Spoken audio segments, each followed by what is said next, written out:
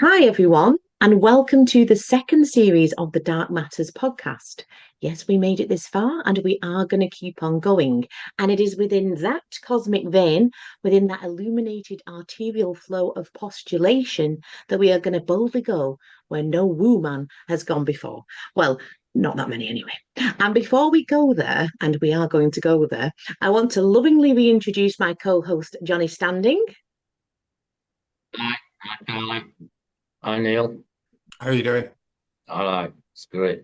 Nice to see you. I'm really looking forward to this. It's going to be very interesting. I must admit, I'm a little bit out of my depth, but I like that actually because I- it's always interesting to learn, new stuff. They're great. I'm Nice to meet actually you. glad, I'm actually glad that you're in neutral, to be honest. That you're not already Yeah. coming in with a perspective of this. If you're just a neutral, by the time we get to the end, then you'll be able to actually say, well, I don't understand this or I don't understand that. Could you go into that a bit better? Or it's just a complete load of bollocks. I'll never In do all that. I money. never say it's a load of politics. It all means something to somebody. There'll be a lot in here for a lot of people, but they just won't be expecting where it's coming from. It's about the Right. best I can explain it to as. So exactly, it's we're going to do some deep diving. So this is what I kind of want to say and do a bit of an introduction to Neil because we that's what we do at Dark Matters, isn't it, Johnny? We've always said that from the beginning. We've always postulated, and it's for people to make up their own minds. And I want to thank Neil for being here, Neil Bentley. So I'll give a bit of a backstory. So Neil first contacted me after watching an interview I was on, hosted by the orange-juicing, synapse tingling, beautiful, I say, Joey Phipps on his YouTube channel, Library of the Untold. And it was, I say, this mutual appreciation society of that said library that connected us. And I was blown away by Neil's knowledge and how, for me personally, it filled many missing gaps and much more than information. It felt like a deep knowing when Neil was telling me this stuff, or a remembering almost. So I just wanted to kind of say before we get going that narratives, as we know, lead consciousness, and our consciousness, as we have seen, can be hijacked. This is why there are characters in the alphabet, alpha meaning first, the first bet, the bet of the gods, as I say. And what do alphabets and characters do? Characters, they create language, they move stories. The whole world a stage, and we, it's mere characters, actors, players. So we are now, I believe, at the height of great revelation or the great reveal. In the beginning was the word, and this is how important words, characters, and sentences are in moving narrative, in moving consciousness. That's what scripture is to me. It's a script, and the Bible a script and an act. And we are the actors in a play that we play again and again and again. And this is the great reset. So this is why our prescribed history, his story makes no sense. It is prescribed. The dead legal fiction, as we've discovered, the walking dead, speaking the language of the dead within a construct. This is why judges pass sentences or use a sentence from behind the veil of the jurisdiction. And juris is law and diction is words. It's law words, and we are sentenced by words. The nature of language is cursive in and of itself, casting spells. So we are the stories we believe, and we become the stories that we weave. We are the dream weavers. So for the next hour or two, as we investigate just whom those powers that be are, who is in charge of this current narrative and reset, and they are getting ready to reset the game, we have asked Neil to come and tell his story. So it is a maxim at law. He who makes the claim must provide the material evidence, and Neil has studied and gathered over 25 years worth of it. We are going Wow. to postulate a narrative of a time that we have perhaps been made to forcefully forget. That the Bible came from Ireland, meaning all the biblical stories came from Britain and Ireland. The Watchers, fallen angels, giants, Nephilim, tribes of Israel, etc., all came from Britain. The island was and is Atlantis, Great Britain, literally translating to the great people of the covenant. And that Scotland was the true Holy Land or the true Jerusalem. And Jerusalem meaning, and I've learnt this from Neil, sea of light, or I see light, sorry. So the man known as Christ, or whom attained the Christ, or Christos, or Christ consciousness, was an ascend or an ascended master from here, from Britain, and that this has all been hidden from us. So Neil, it's such a vast topic that we hope to cover more of on Dark Matters, but having made my little speech about narratives, how would you begin to present these findings backed up by many, many years of your research for somebody like our audience, perhaps? And like I say, it's great that Johnny's on the fence. I mean, I'm blown away and enamored with it. So we're a good pair, really, to bounce off. And I suppose, like all great stories, we have to start at the beginning. And there's a lot of um, a myriad of cultures telling the story of the Great Flood or the Deluge in a myriad of different ways, which allegedly, engulfed Atlantis under a cataclysm. I mean, would that be a good place to begin, or what triggered and started it all for you? What got you on this journey? So, or Um, you start where you think where we should start. how we ended here. I know it's a big topic. So. I mean, it all started 27 years ago in 1997 when I got my first computer. I mean, I've got Asperger's syndrome, which means I've been like this my entire life, asking stupid questions, making stupid observations. But it wasn't until 97 when I actually got a computer. It was like someone had given me the keys to the Library of Alexandria, and you've suddenly got access to information, access to answers. And that's when it very first started. For the first 20 years, I suppose I was like everybody else and studying the sea people, the builder gods, the Shemshu-Hor, Aztecs, Mayans, etc., Anunnaki, and you're studying all these subjects separate. There was only two things that were common with all the stories. One was the biblical flood, the Great Flood, and the other was these giant white people with red or blonde hair, with blue or green eyes that turned up, that gave them all this advanced knowledge, and then buggered off and said, we'll be back again sometime in the future.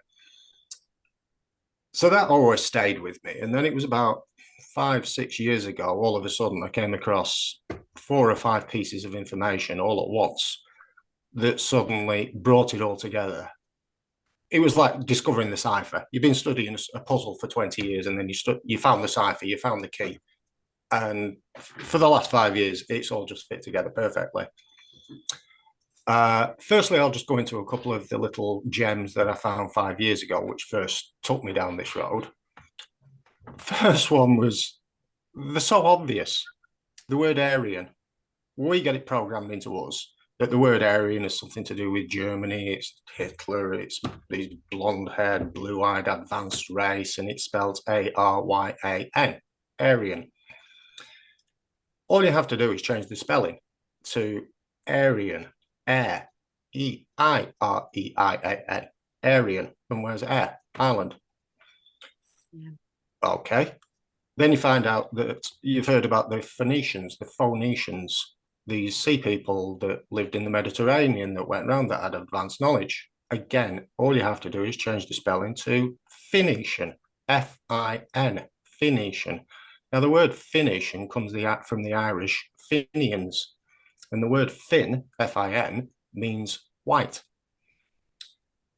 Then you find out that there's actually a gene for the white skin, blonde hair, green eyes, and it's called the R1b gene. This first showed up in Ireland, and no one knows where it comes from. So white skin, blonde hair, green eyes is a gene called the R1b gene. The blue-eyed gene turned up in Ireland 10,000 years ago. No one knows where it came from, but they know it turned up in Ireland. The giganticism gene that makes people grow to 7-8 foot tall. The highest concentration of the giganticism gene is Ireland. Dublin, I believe. And then you find out that Christianity in the Bible could have come from Britain and Ireland. So I found all these things out at once. And from then on, for the last 5-6 years, it's just been a cataclysm of just scratching at rabbit holes and a massive amount of information just dumping on you. So I've just been basically correlating all these old stories, putting in all these words and coming up with a timeline of how this knowledge came together, what it was that created the devastation in the first place, and how this knowledge has been moved around, controlled, used, to basically for money, greed, power, and manipulation. So that's a brief introduction of what it is and where I'm going to go with it. But to start off, I need to go to Sirius. That Sirius controls the timeline of it, the enlightenment and the fall of man. See, Sirius and our sun are binary partners. They create an orbit like the Vesica Pisces. Now, at the moment, Sirius and our sun are the furthest apart than they ever have been. They've just gone past halfway in 2012. That was the end of the Mayan calendar. But then they found out that the Mayan calendar only had half of the calendar, because the full calendar is a 24,000 year. It's called the golden year. It's a 24,000 year cycle. The Mayans only had a 12,000 year cycle. So 24,000 year is the total cycle, and that's the Aztecs called that the golden year. So as we know from quantum entanglements, Sirius and our sun are always electromagnetically connected. So at the moment, when the furthest away, the enlightenment is at its lowest. See, what in the occult, what they believe is this energy comes from Sirius through the sun to the earth. So the energy isn't coming from the sun, it's the sun behind the sun, as they explain it. As Sirius and the sun get closer together, this raises the electromagnetic environment. This raises the enlightenment, because your pineal gland is made of quartz, because your bones are made of quartz. You raise the ethereal energies, you get bigger and brighter. We can't even imagine how intelligent that they were 5, 10, 12,000 years ago, because we're at the bottom of the we're like a 5-year-old trying to understand something from university. We can't. We can imagine, we can see what they've got, what they've left us, but we can't actually ever completely understand how they did it. So going into a timeline of how Sirius works and the rising and the falling and the actual story of this, we need to go back. I started 15,000 years ago. This was when Atlantis was the eye of the Sahara. The city of Atlantis was the eye of the Sahara behind the Atlas Mountains, as Plato said. Now, Atlantis was a global civilization. Global. They knew Sirius was coming back. Now, one of the names of Sirius is called the Scorcher. It's 27 times hotter than our sun. So by the time it gets back, it creates complete devastation across the planet. It's a bit like, have you seen the three-body problem? No, it's been. I saw on Facebook that a few people have been mentioning it, but I've not actually seen it yet. But it's a film, isn't it? It's one of these box sets. Yeah. It's a work of genius. But on there's a few things that strike on there. I mean, the Dogons said there were 3 stars in the Sirius system. We knew about Sirius. In the late 1960s, we invented a telescope strong enough to be able to see Sirius B. So far, we've not found Sirius C, but the Dogon said it was there. It was a trinary system. So and that was one of the videos I watched with Joey, Neil, wasn't it? I mean, obviously Joey had kind of clocked onto the Sirius and the Dogon problem. The Dogon were an African tribe, weren't they? For those that don't know, were they African? Am I getting that right? The Dogons are similar to the Sira people. Everyone's heard of the Dogons. No one has heard of the Sira people. Basically, what happened? You went back 5,000-6,000 years to Egypt.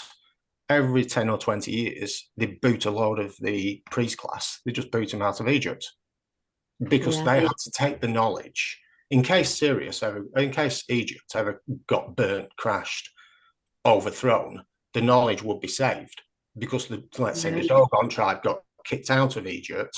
They had to go and set up themselves somewhere in Africa and live completely independently from Egypt. Well, you have the same with the Sira people. They were exactly the same, but everyone studied the Dogons, no one studied the Sirius. And the Dogon, they knew the trajectory of Sirius, like you say, without having the technology. You know, we kind of weren't even aware of it with the technology. They got that knowledge passed down to them, didn't they? Or they were aware of it. They were kind of the technology we had at the time, we could only see Sirius A. The Dogon said there was Sirius A, Sirius B, and Sirius C. They also said the orbits between Sirius A and Sirius B took 50 years. Now, it was only, let's say, it was the late 1960s. We then had telescopes powerful enough to find out that what they said was true.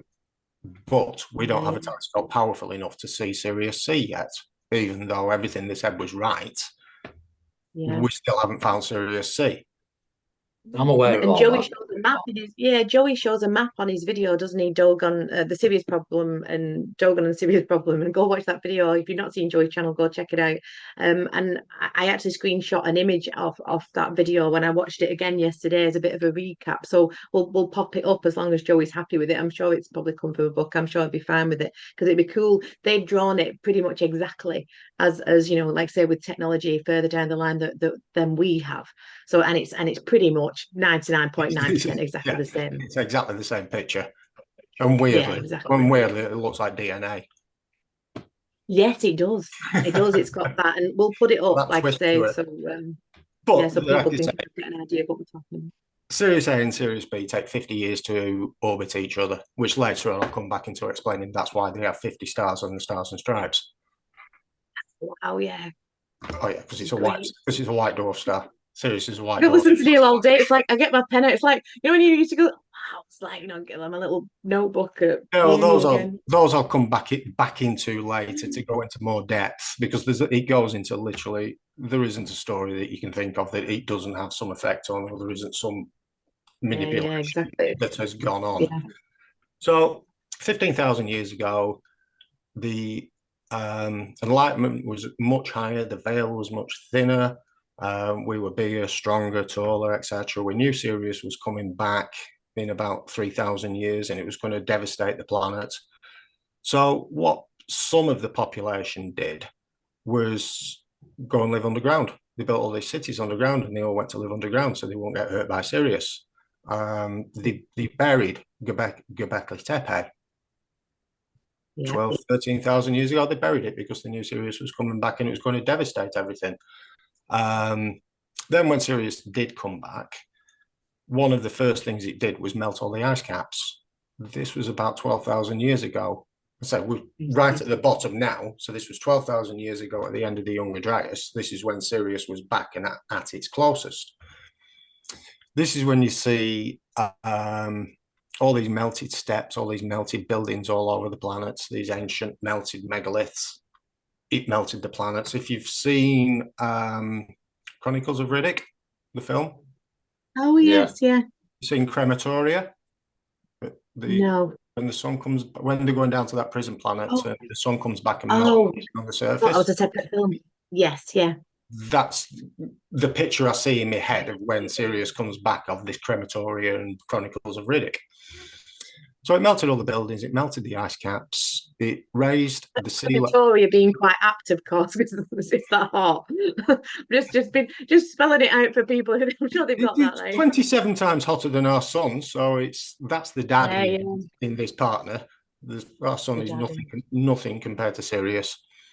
Yeah. So it melted all the ice caps. Well, this raised the sea levels by 150 meters. This was the global flood. And because if you look at Google and then lower the sea levels by 150 meters, actually moving between the land masses on the planet would have been simple until you raise the sea levels by 150 meters. And then all of a sudden you've got these big oceans that you can't get across. Well, Neil, just a quick one there, because obviously, I'm just thinking in between the lines of people that don't know. So, at that time, you're saying all the land masses would have been conjoined at that time? No, it wasn't a complete joint. I know the theory you're talking about, but that's completely going back sort of millions of years when you just said, was it like Lemuria kind of time when there was just land mass and it all spread out? No, I mean you can actually see it if you look on Google Earth. you can see all these islands and land masses that are now buried under the sea. You can see where coastlines used to be. Is it the Black Sea? Yes. They can actually see where the coastline used to be, and they've got shells and stones, and then they add 150 meters on that, so 150 meters, 450, 500 foot under the sea level. They've got a coastline. They've actually found but you can see this coastline. It's so simple to see once you know what you're looking for. In this theory, if you look off the west coast of Ireland, you've always had stories of High Brazil. Well, High Brazil is the Irish Tir na Nog, land of the eternal youth. Well, you can actually see on the Google Earth where it used to be. It's all buried under the sea now, but there is it was a bloody great big island off the west coast of Ireland. So this is what happened. This was the result of the sea levels rising. Then just for the kick in the teeth, I know I said Sirius is 27 times hotter than the sun and it melted all the planets, but then you've also, if you go and look at the three-body problem, as Sirius then started moving away from us, this brought about 1,000 years of an ice age. It's complicated physics. As I said, go and look at the three-body problem because that explains why you can have the Earth melted in one section of time and then straight after it, you get an ice age. It sounds strange, but go and study the three-body problem for the answer to that one. Anyway, during this ice age, just after the end of the Younger Dryas, the rest of the civilization that had stayed on the surface, a lot of those got wiped out. The thing is with Ireland is where it is placed. If you look at the Atlantic current goes anti-clockwise from Canada, America, across to Africa, up past Europe, anti-clockwise. So what this does, and what this does today, is bring warm weather, warm seawater up from Africa, up from the equator, keeping Ireland artificially warm. So we've got records now of Ireland from 10,000 years ago, and the place was booming. It was covered in trees, it was covered in animals, the place was absolutely booming. So what happened was, civilization lived through the Ice Age in Ireland. They knew that this was going to be a fall of intelligence, the fall of man, as Sirius got further away and the ethereal energies all dropped. So what they did was take all the knowledge, the pre-15,000-year-old knowledge from the original Atlantis, and they organized it into organized religions and mystery schools, secret societies. Because this is where they could keep the knowledge or keep it a secret. The best way to understand this period in Ireland would be The Witcher, Lord of the Rings, these old films with dragons and all the rest of it, magi, witches, druids. This is the time 6,000 to 10,000 years ago in Ireland. Just to throw a curveball in, at this time, you know, I said earlier, the people went to live underground. They built all these cities underground. Well, this time after Sirius is then started to move away and the Earth started to settle down again, some of these people then came back up to the surface. You're right. These are your watchers. These are the fallen ones, the fallen angels, the watchers, the tall white, blue-eyed, blonde-haired, advanced beings that came back up. So I in scripture, Neil, it says that, doesn't it? It says that, God, and there's so many different meanings for the word God, which is why I never use it, depending if it's capital, blah, blah, blah. But that the Nephilim survived, or some of them survived. And this is about going underground, which is why, like I've said, or just in my instinct, and this is what's amazing when I listen to you, it kind of almost feels like I'm remembering something, it's like really weird. But yeah, that they came back up, and like you say, that's that RB, or that RB1 gene, isn't it?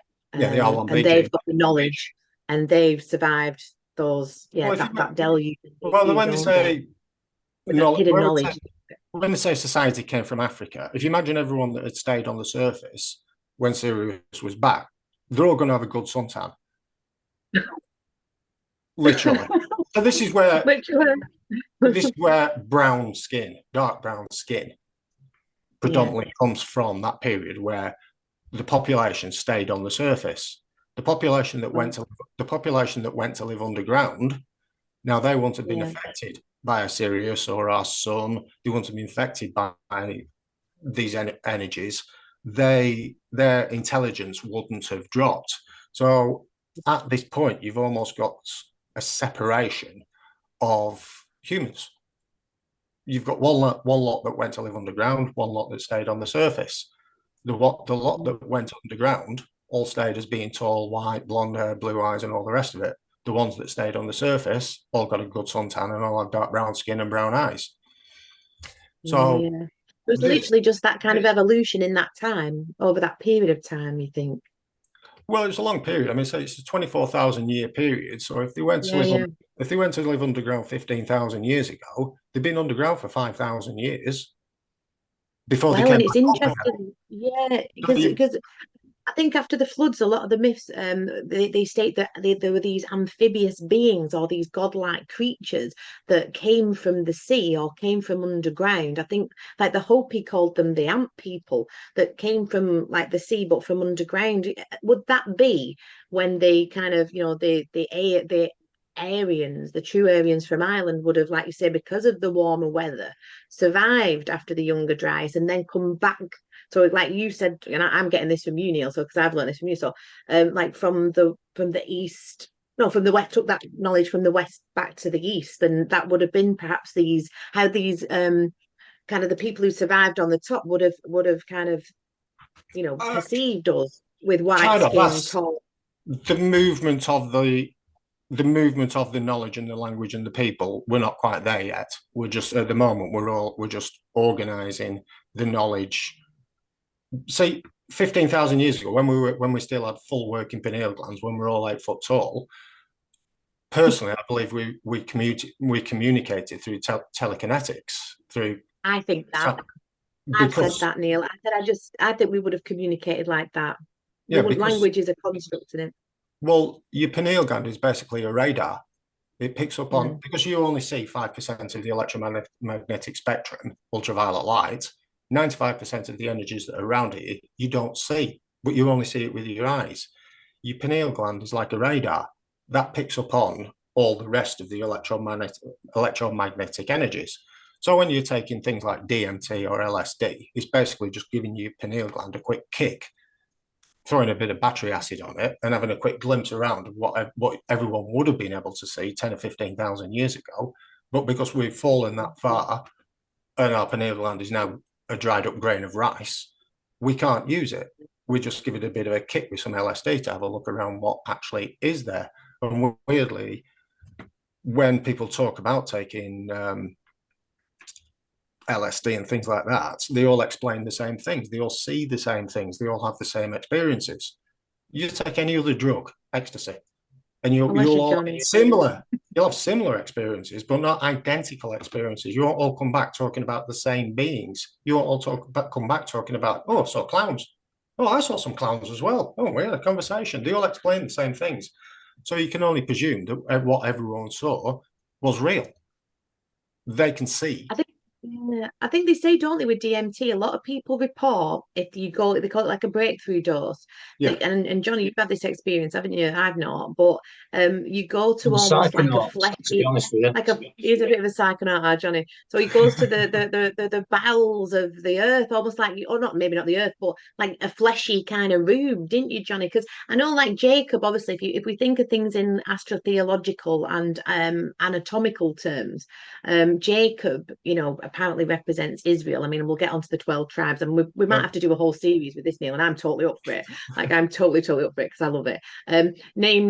Jacob named the place Peniel, for he had seen God face to face, Genesis 32:30. And allegedly, Genesis is about our genetics, and it's about our origins, and it all ties back into this research. But Johnny, you might want to hop in with your cosmonaut. Maybe you don't.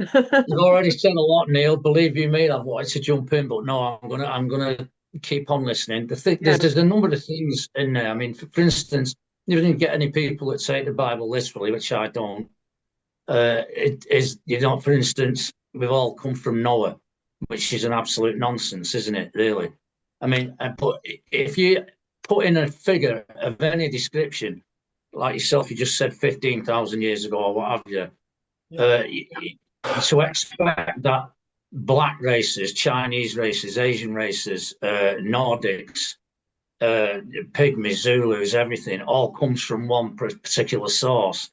To me, it doesn't answer anything. It's actually chucks up more questions for me, because however we got here and however long ago it was, it seems a little bit of an hard task to try and get back to the root of where all that did originate from. And for some people, it's an hard road to go down, and I can understand why they wouldn't bother doing it. I can see that you've done your own work there if you've been studying that for a long time. But for me, it doesn't help me in any way whatsoever, simply because of the here and now, and the here and now is a spiritual experience for me that is a shared experience with yourself and everybody else. But it is interesting to know those things. Also, when you said that it was a binary star, was Sirius, I like astronomy. It's not classed as a binary star. They're usually two proton stars that have a powerful effect on one another. It is possible for it to have an effect on us since you're running around in the same galaxy. But then you start to talk about other things which you need to comprehend, which would be the laws of physics. And I'm not necessarily saying any mainstream physics either, because there's new ideas in that. For instance, I don't know if you know about this new thing that's come up, where everything is one, and everything, including the periodic table, all those elements, everything that is ethereal, all mass, and everything else in between it, including dark matter and dark energy, is all part of one and the same thing. They're not including consciousness, and they don't put any of that into the equation. They try to understand how everything works in a universal sense and in a quantum sense, and they can't seem to gel it up. Well, they won't do if they don't understand the first basics of the oneness of things. And this is only my view. I mean, if you start off in primary school and you're taught 1 and 1 equals 1, that's a mistake immediately. Because 1 times 1, because you can't multiply anything and it comes to the same fucking number. It doesn't work. That's impossible. So 1 times 1 is actually 2. And that's the big difference. These are the things that if you don't start right, you're not going to end up with the right answer. I know that sounds ridiculous, but believe me, if I was to start harping on about that, I'd be here forever as well. But there is a number of things that I found really interesting in what you said.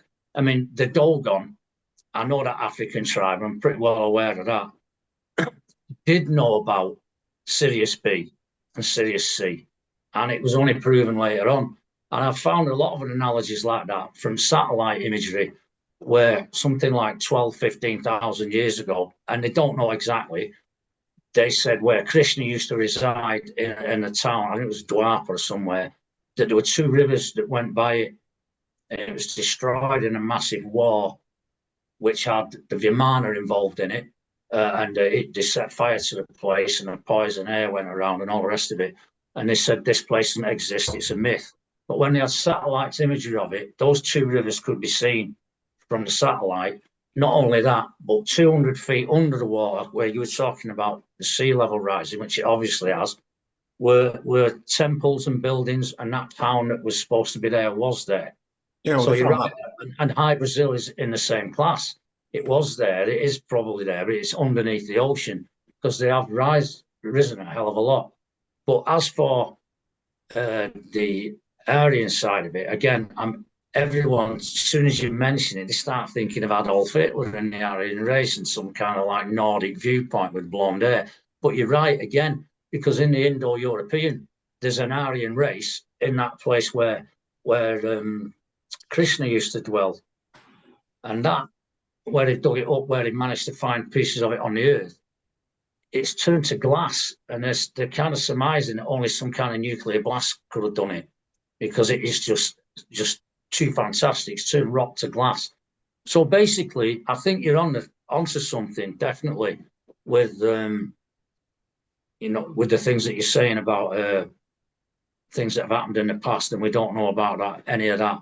And another good point I think you made was where they turned everything religious and esoteric. The knowledge from the past. And Atlantis is a funny one, because I've read the only real things that I've read about Atlantis come from Plato. I mean, I've not read anything else. Everything else is surmised and added to by other people at a later date, and everybody's been running around in circles trying to find it, but they haven't. We're not actually that far off getting to the explanation of Atlantis. What everyone just quotes, they say Plato, or it's beyond the Pillars of Hercules, and it's not much further than that.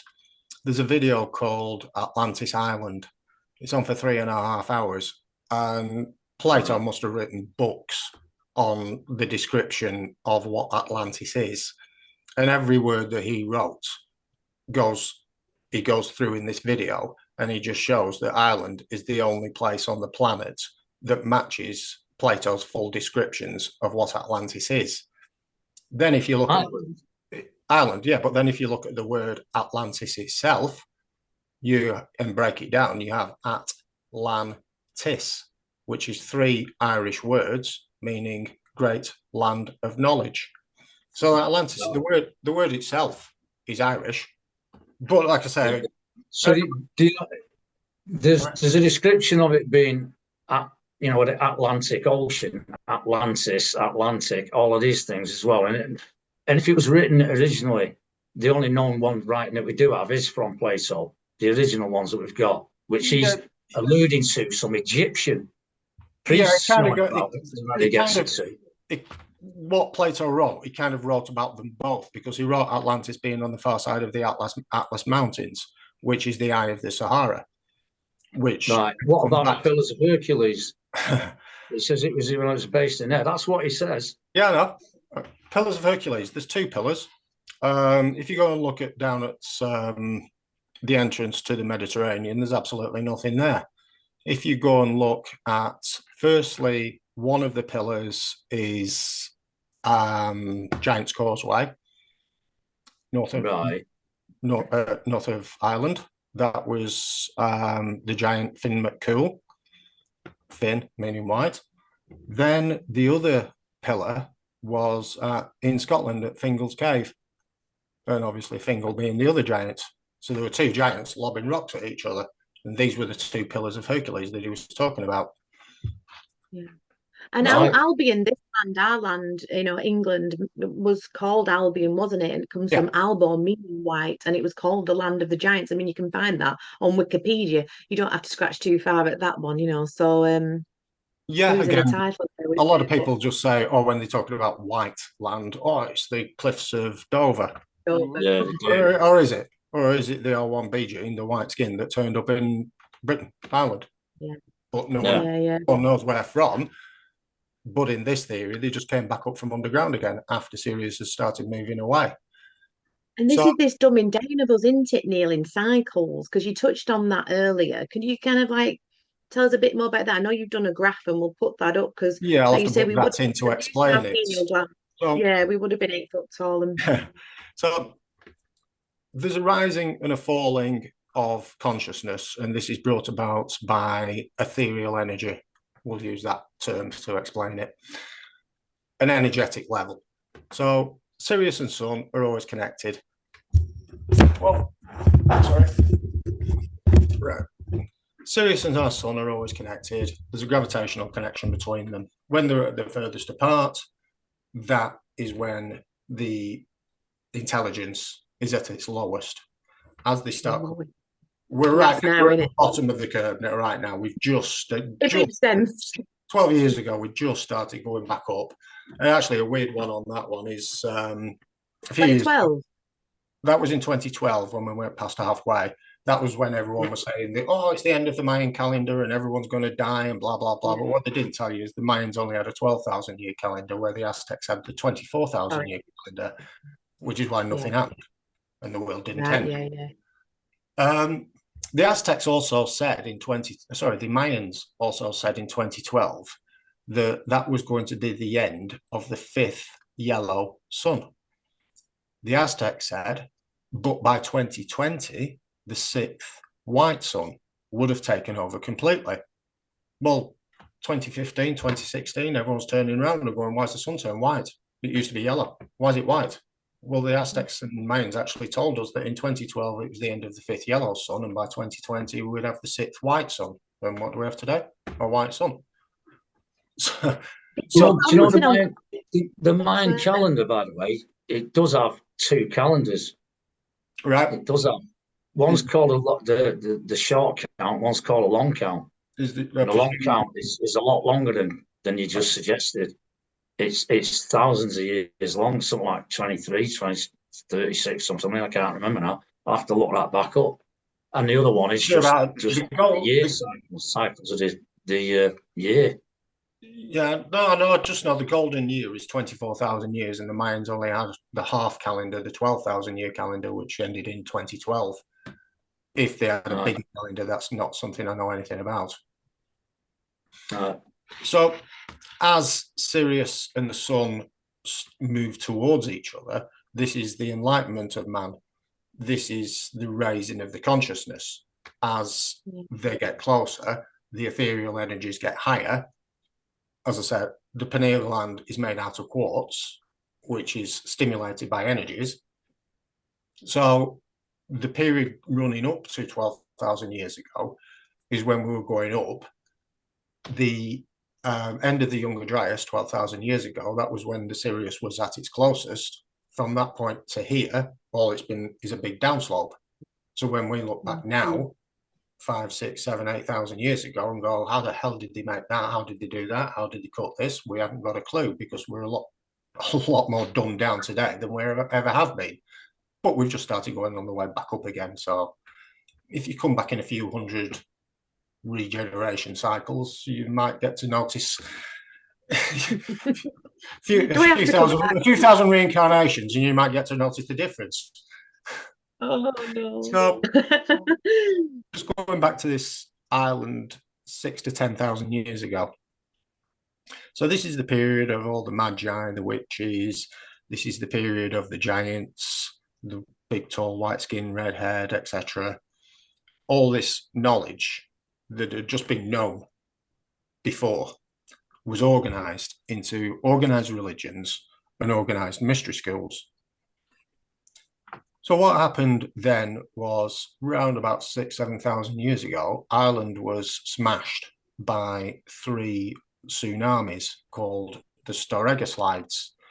This was an underground earth slip just off the coast of Norway, which brought about 3 of the world's biggest tsunamis, which absolutely smashed Ireland.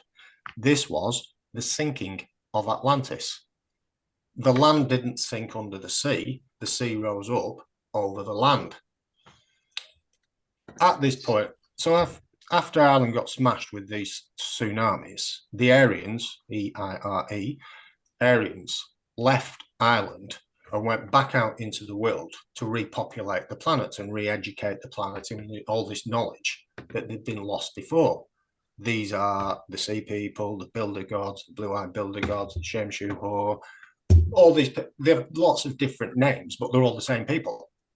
These tall, white-skinned, red-haired Europeans. Now, one of the main places that they went to was Egypt. Egypt had been there before, as we know from the Sphinx and places like that. We'd had this civilization, it all got smashed, got ruined. So in the first place the Aryans went back to was Egypt, because that was basically the geographical center of the planet. So after they landed back in Egypt, this was the Shem-Shu-Ho, Thoth, and all the rest of them. They started building Egypt, and what they did is they perfected organized religion and organized mystery schools. They perfected these.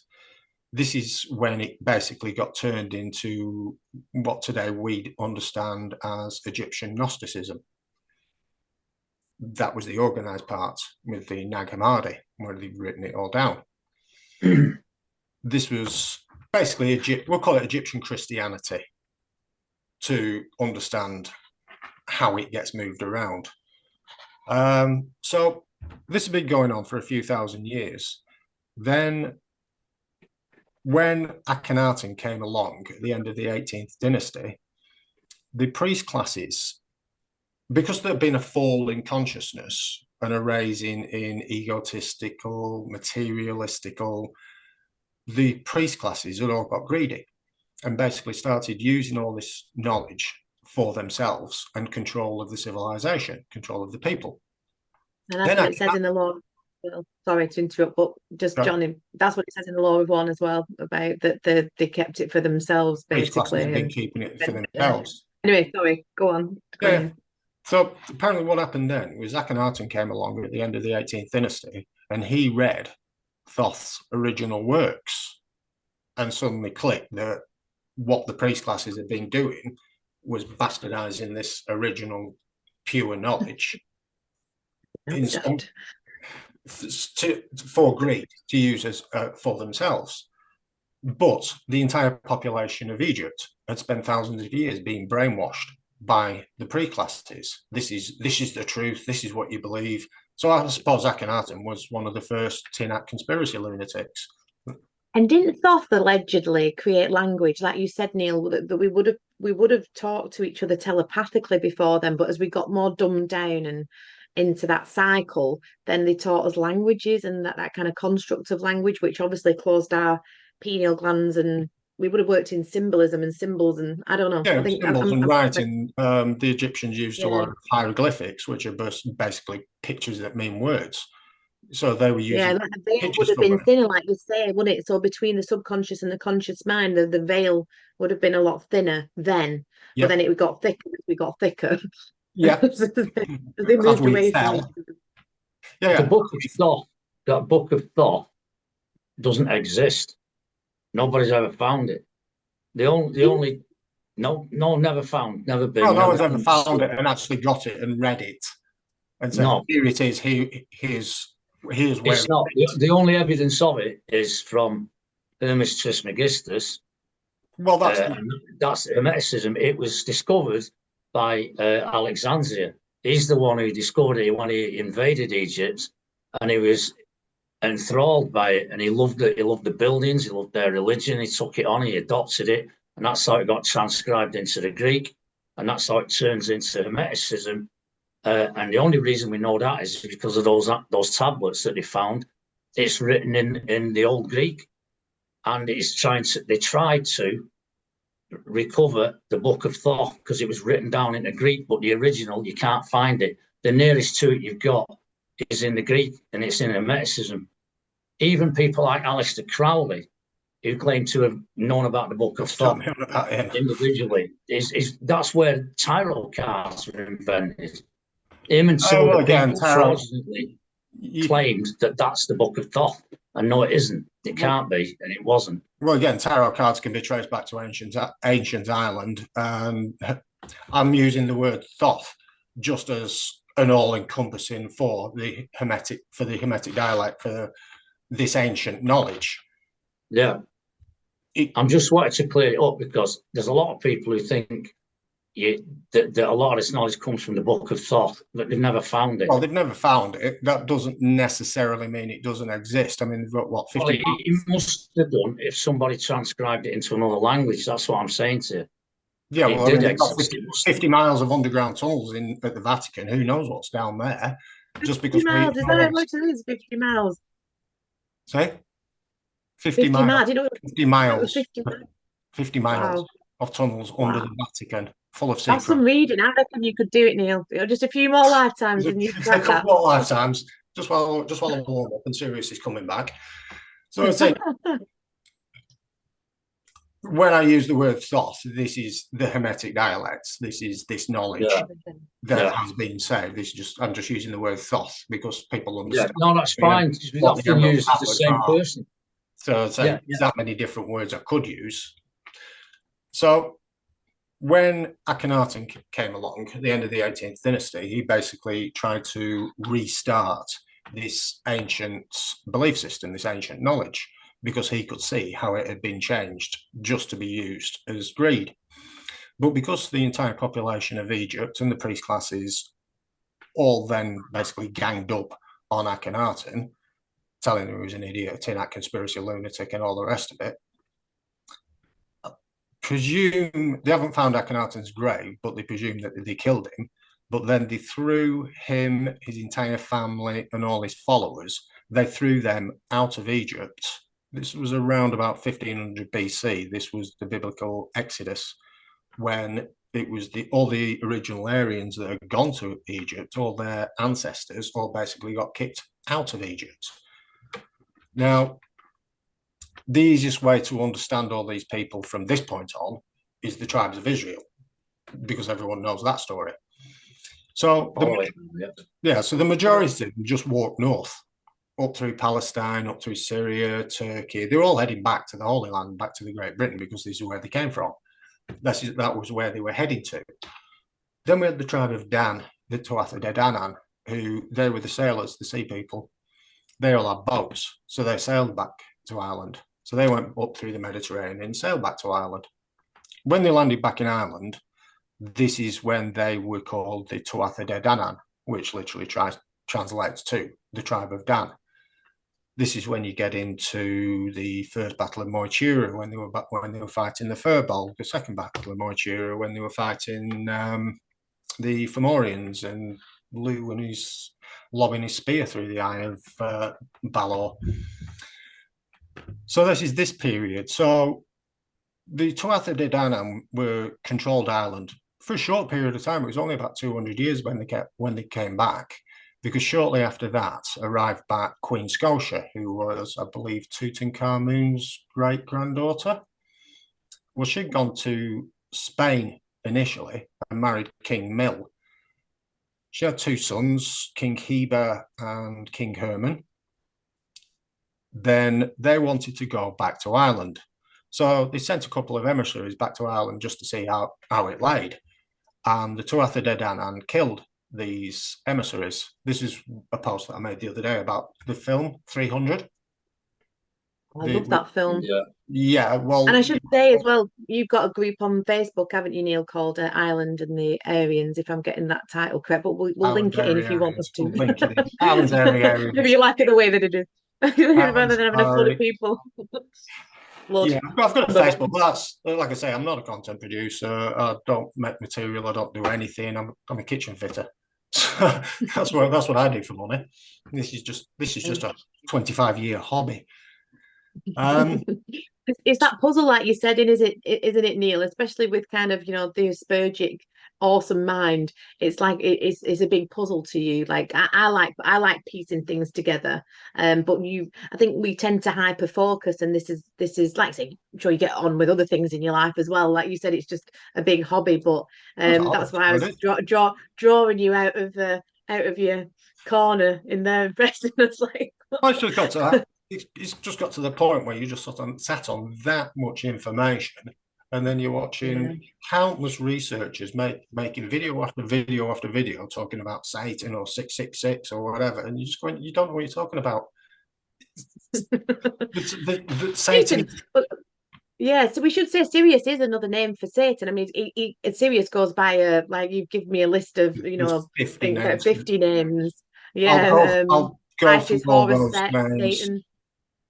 I'll go through the list of names and why. I can't go into a detail because, again, that'd be a talk and a rabbit hole all on its own, just on all the names of Sirius.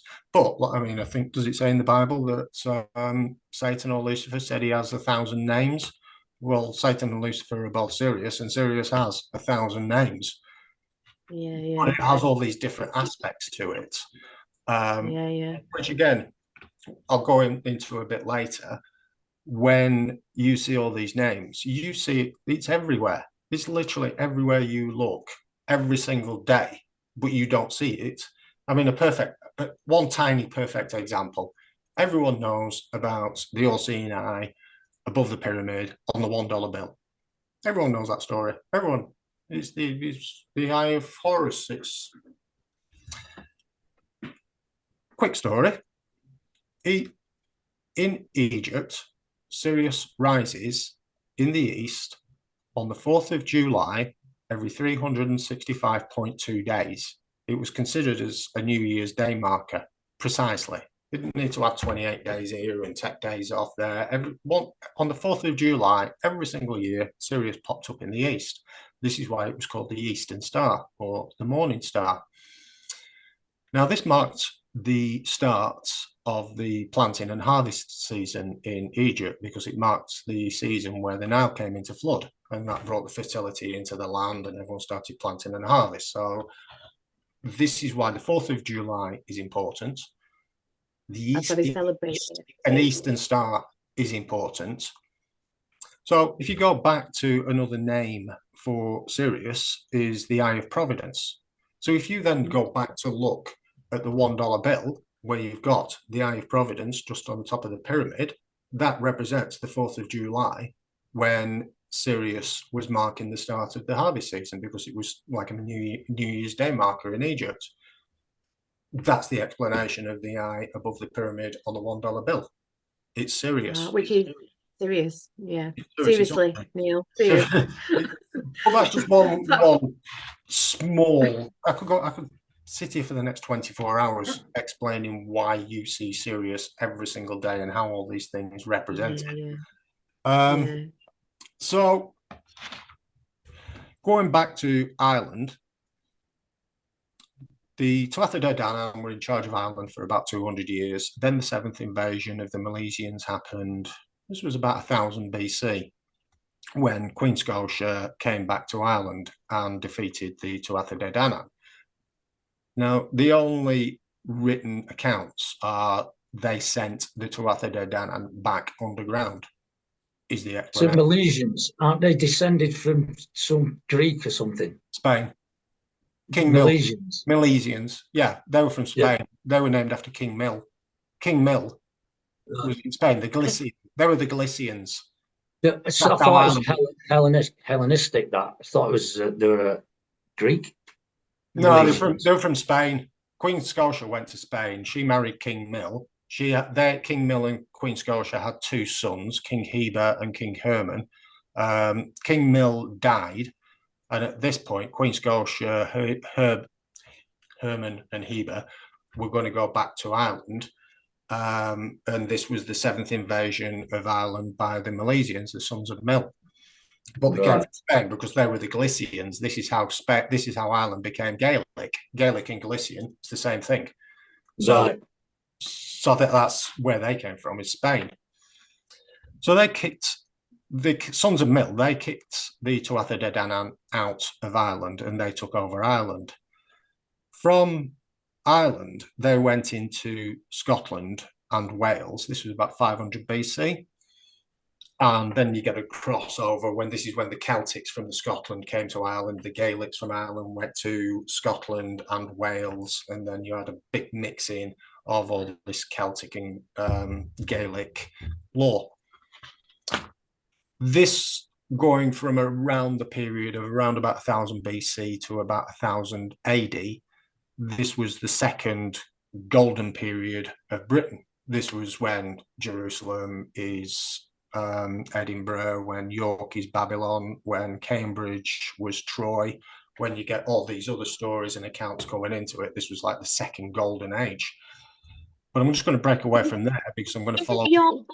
York as Babylon, Neil, sorry to interrupt. Don't they call it the mouth of hell, Yorkshire? That there's apparently the mouth of hell is in Yorkshire. I know you could. Mouth of hell, and it's also called God's country.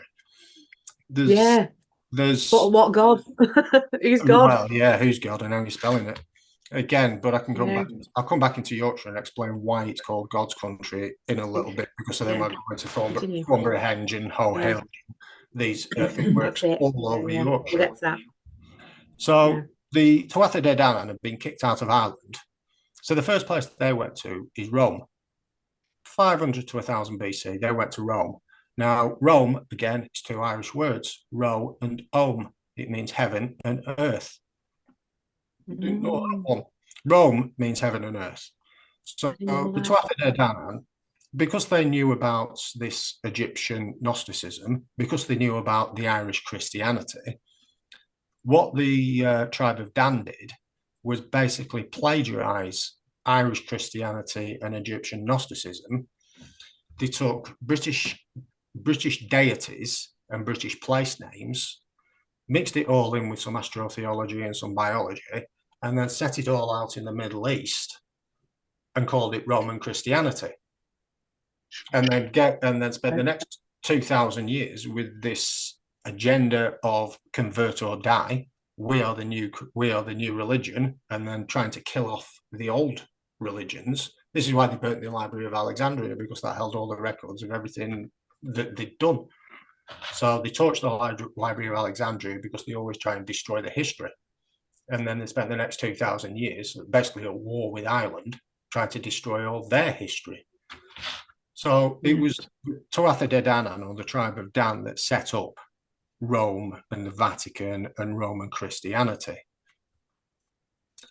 So that's where they went, and that's where Roman Christianity came from. And that's, if you want to go and start reading the Bible and things and breaking all that down, it's a lot easier to do, because then you know where these stories came from. So, for example, I spent at least a year studying on all these stories of Ireland. So one of the stories of Ireland is the Tuatha De Danann fighting the Firbolg in the first battle of Moytura. And these were the sons of light and the sons of dark, and it went on for 4 or 5 days, and they kept using the magic and bringing people alive, and then you had this big battle at the end of it. So you know all about this story. A year or so later, I'm looking at the connections of these religious connections between Ireland and Egypt, and I was looking in the Dead Sea Scrolls. So you've got the Book of Revelations from Ireland, you've got the Book of Giants, the Book of Enoch. These are all related back to Ireland. Then I came across one called the War Scroll, which I'd never heard of before. So let's have a look at this. I'll have a quick read of this. You start reading the War Scroll, and all it's talking about is the sons of light fighting the sons of dark, and this battle going on for several days, and I'm bringing them. Hold on a minute, I'm reading about the first battle of Moytura. Why is an account of the first battle of Moytura between the Tuatha De Danann and the Firbolg written as biblical scripture buried in the Dead Sea Scrolls? Unless it all did come from Ireland. So this is just more connections and more links. The very first pharaoh of Egypt, called King Menes, he's buried in Ireland. He went back for a visit and then died back in Ireland. And could I say, Neil, and if I get this wrong, which I may do, because it's getting in my head, just for people again, like, who don't know, because I've deep dived this a little. I won't say deep dive. I've dived it at this point. But the Tuatha De Danann obviously are the tribe of Dan, and from what I've read from your research and just piecing things together in my own head, just for people who don't know, so they can kind of get an idea of who they are. The Tuatha De Danann were obviously we've got the idea of the fallen angels, and it's interesting, you know, that you said Rome is heaven and earth. I didn't know that's your Irish words, because Anunnaki, An means heavens and Ki is earth. The Anki is the Anunnaki, was it? But weren't the fallen, bear with me, and you can tell me I'm completely wrong, but the fallen angels mated with human women, and they created the Nephilim, and then the Nephilim were the giants, obviously, and then the Nephilim, their offspring were the Merovingian, Mer meaning sea. I think Vengian can mean viper or dragon. The Merovingian kings and queens of old, which were the Tuatha De Danann, or one of the names of Tuatha De Danann was the Elven folk.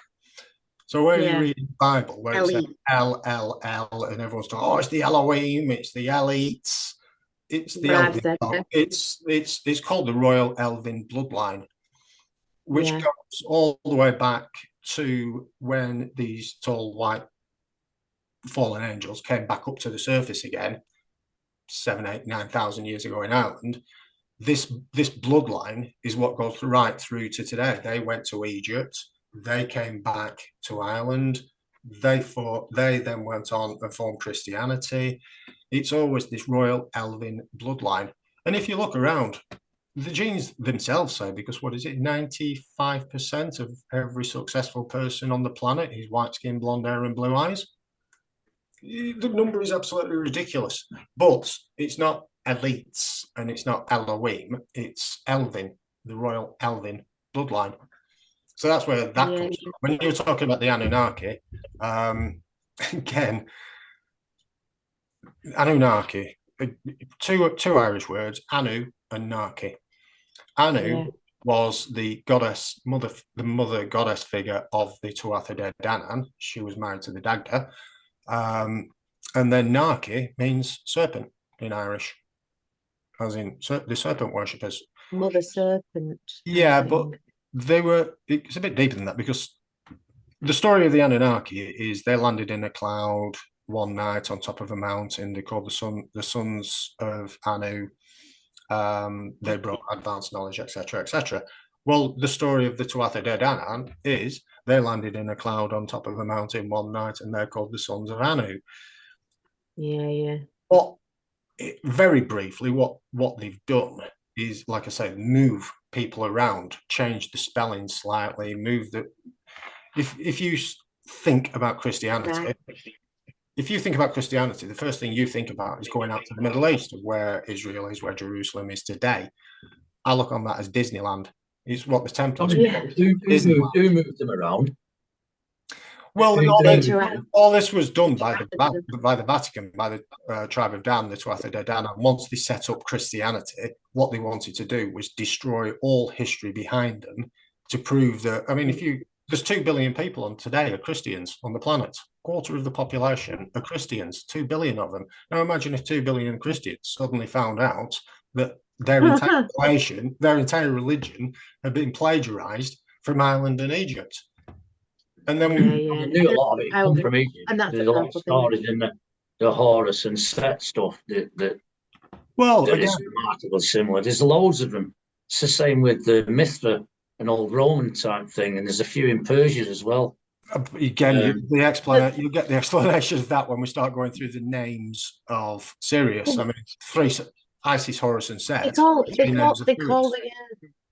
the dog star that's the Vatican the dog star, don't they? Vati, Papa, Cain, Canis, dog star of Sirius. So Babylon, Israel, is a state of Israel, which is a fiction. Like you say, it's a Disneyland over there, and they've created it to put the focus on it over there, haven't they? And that extra bit of history there, because it's in the constellation of Canis Major, isn't it? There's that dog again. Yeah. And then it lines up with the Belt of Orion.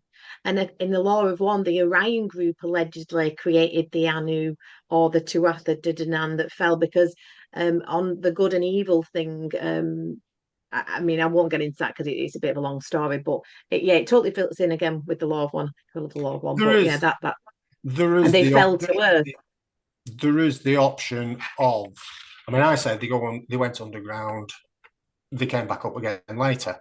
If you look at the Anunnaki Nibiru story, I mean, one of the names of Sirius is Wormwood, and Wormwood is one of the names of Nibiru. So Nibiru, Planet X, Wormwood are all Sirius because it keeps coming back forward. So when Sirius and our sun, if you look at the Anunnaki story, there was only a short period of time where they could actually hop across the planets. And then when they got too far away, they couldn't do it. So is one of the... That really tickled me, that. One of the options That's interesting. That they could jump across the planet when it got closer. So these tall, white-skinned people actually come from one of the planets of Sirius. It's an option. I'm more of they went to live underground and then came back up again, because there's a lot more evidence of that on Earth today. Which I believe they're doing again with this Planet X, Twitter X, signaling to themselves about, because they know that they're preparing to go back underground, I think. because they know that the next cataclysm's coming, because as our sun and Sirius kind of, and you say, Neil, that our sun represents kind of Saint Michael, doesn't it? That war between good and evil, Sirius, Yeah, Satan, Saint Michael. well, I can get into that actually, because you say they're getting ready for it. Me personally, I think they've forgotten about it. I think they've forgotten about all of it because they spent that long hiding it. I think they've hid it from themselves. They've hid it from themselves. Yeah, I think they have. The vast majority. If I try and put something somewhere safe and forget where I put it. Yeah, that's what they've done. They spent that long hiding it from themselves that even they've forgotten what they've hidden. I mean, yeah, I think you've said Sirius, this before. Sirius is the second most important star in the sky after our sun. So, you know, the Great Pyramids are laid out like Orion's belt. Have you seen Thornborough Henge in Yorkshire? Only because I've read your research on your page, Neil. So yes. Yeah. So you have Thornborough Henge, which is 50% bigger than the Egyptian pyramids, and it's laid out exactly like Orion's belt. So I got the silly idea, because Sirius, if you've got Orion's belt, Sirius is just at the end of Orion's belt in the sky. So I got a star map, overlaid it onto a map of Yorkshire, lined up Orion's belt with Thornborough Henge, and then went and looked where Sirius was. So I've got these coordinates. And now, is there something there for Sirius? So I went and started having a look on maps and things. Well, you've got it's hard to describe it. It's a mound. It's a mud hill. It's a mound. It's bigger than Newgrange. It's about 50% bigger than Newgrange. It's huge. We'll put some images up as well. I've got LiDAR pictures that show that it's not natural. This thing definitely is not natural. It just leaps off the page under LiDAR. This place is called Hoe Hill. And this is exactly where Sirius would be in the sky. Now, years and years going by, and other researchers, they've gone, this is north of Thornborough Henge. They've gone and looked south of Thornborough Henge, and they've found all these earthworks they've basically made a star system in Yorkshire. All Yorkshire is just a star system, and it's a map of all these stars. So I went over to have a look at Hoe Hill in Yorkshire. Now, as I say, in the Bible, Satan is Sirius. Say-tan is two Irish words. Say is the, tan is jackal. So Satan itself is the jackal, the dog. The dog, yeah. So I went over to Hoe Hill to have a look at that. Drives up to it. Now, in the Bible, Satan fights Michael, Archangel Michael, and Archangel Michael has to defeat Satan. So in this theory of the sun and Sirius, every time Sirius comes back, Archangel Michael is our sun, Satan is Sirius, so our sun must defeat Sirius and send it away again while it tries to burn everything up. So that's the explanation of Archangel Michael and Satan in the Bible, which is the sun and Sirius. So I go over to Hoe Hill. Right next to Hoe Hill, there's a church. One guess what the church is called? St. Michael's. I know the answer, but I read it. So Hoe Hill is Satan. So Hoe Hill is Satan, and they built a church right next to it called St. Michael's. Just at the back, there is the land is actually owned by the military. It's the British Army land. But just to the back of that, the manor that used to own the land, the family that used to own Hoe Hill, were the Dogon family. The surname was Dogon. So, what are the odds of that? Chances. So when we were saying just before, a coincidence, Neil. We're all crazy. We're all crazy here. Well, as I say, I spent 2 years thinking I was going crazy with all these connections and things that just kept dropping on me. It was like, impossible, not again. And then little left brain just suddenly went, you know something, after 5,000 coincidences, do you not think it's a bit past a coincidence? So all this work isn't my work. This is just something I actually accidentally stumbled upon. I came out completely left field and then just stumbled on this, because when I then started finding out about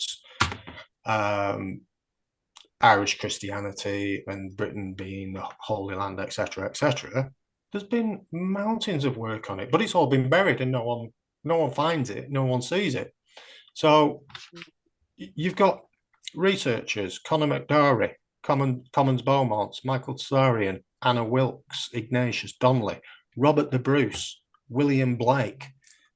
All these people from history have spent their entire lives writing book after book after book about everything that I'm talking about. He wrote Jerusalem, didn't he? He wrote that poem Jerusalem. I quoted it in my last talk. Yeah, William Blake, We Will Build Jerusalem in England's green and pastured lands. Did the Holy Lamb of God walk in the north, etc.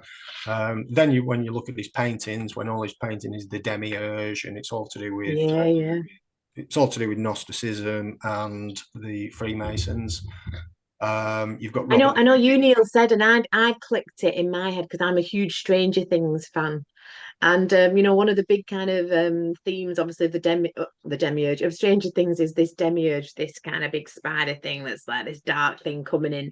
And obviously, the main character in it, who's got the power to defeat it, was called 11. I've never watched it. 11. Have you never watched Stranger Things? She was called Elle, weren't she? Oh, is it? 11. No.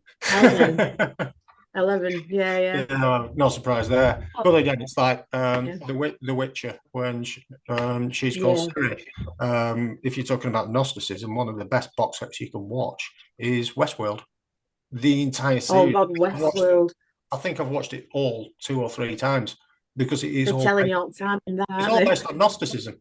The entire series is based on Gnosticism, but once you understand about Gnosticism and then go back and watch it with the They Live glasses on, you just see all totally completely differently. Again, I'll just skip on one. 666 is not the number of the beast. Well, it's 616. In the King James version, it was a mistranslation. If you look at the original Book of Revelations, which is 1500 years older, found in the Dead Sea Scrolls, in the Book of Revelations, the number 616.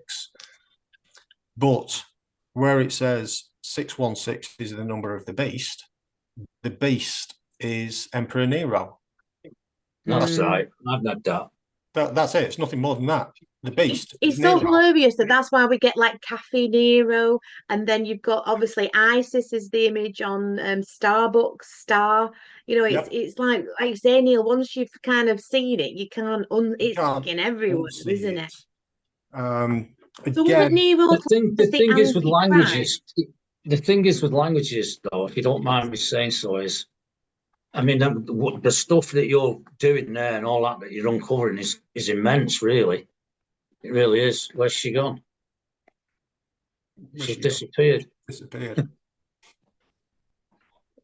Yeah, what I was getting at is, symbols remain, don't they? But languages do change and alter. I mean, the Old English, you couldn't even decipher that if you want to talk about it in the present day. If you read some Old English, you wouldn't be able to read it. And that's Old English. And that's not even that old.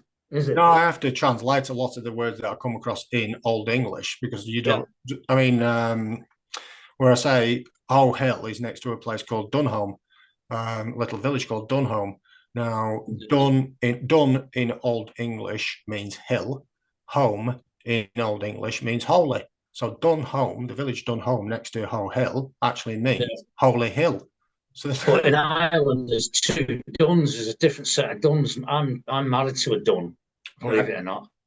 I lived in Ireland for 7 years too, and I know about Michael Tsarian and a lot of the other characters that you were talking about, and you wouldn't be surprised. Just interviewed him, Johnny. Yeah, John most of the Cooper Irish is on people that I know, they don't know any of this that you're talking about.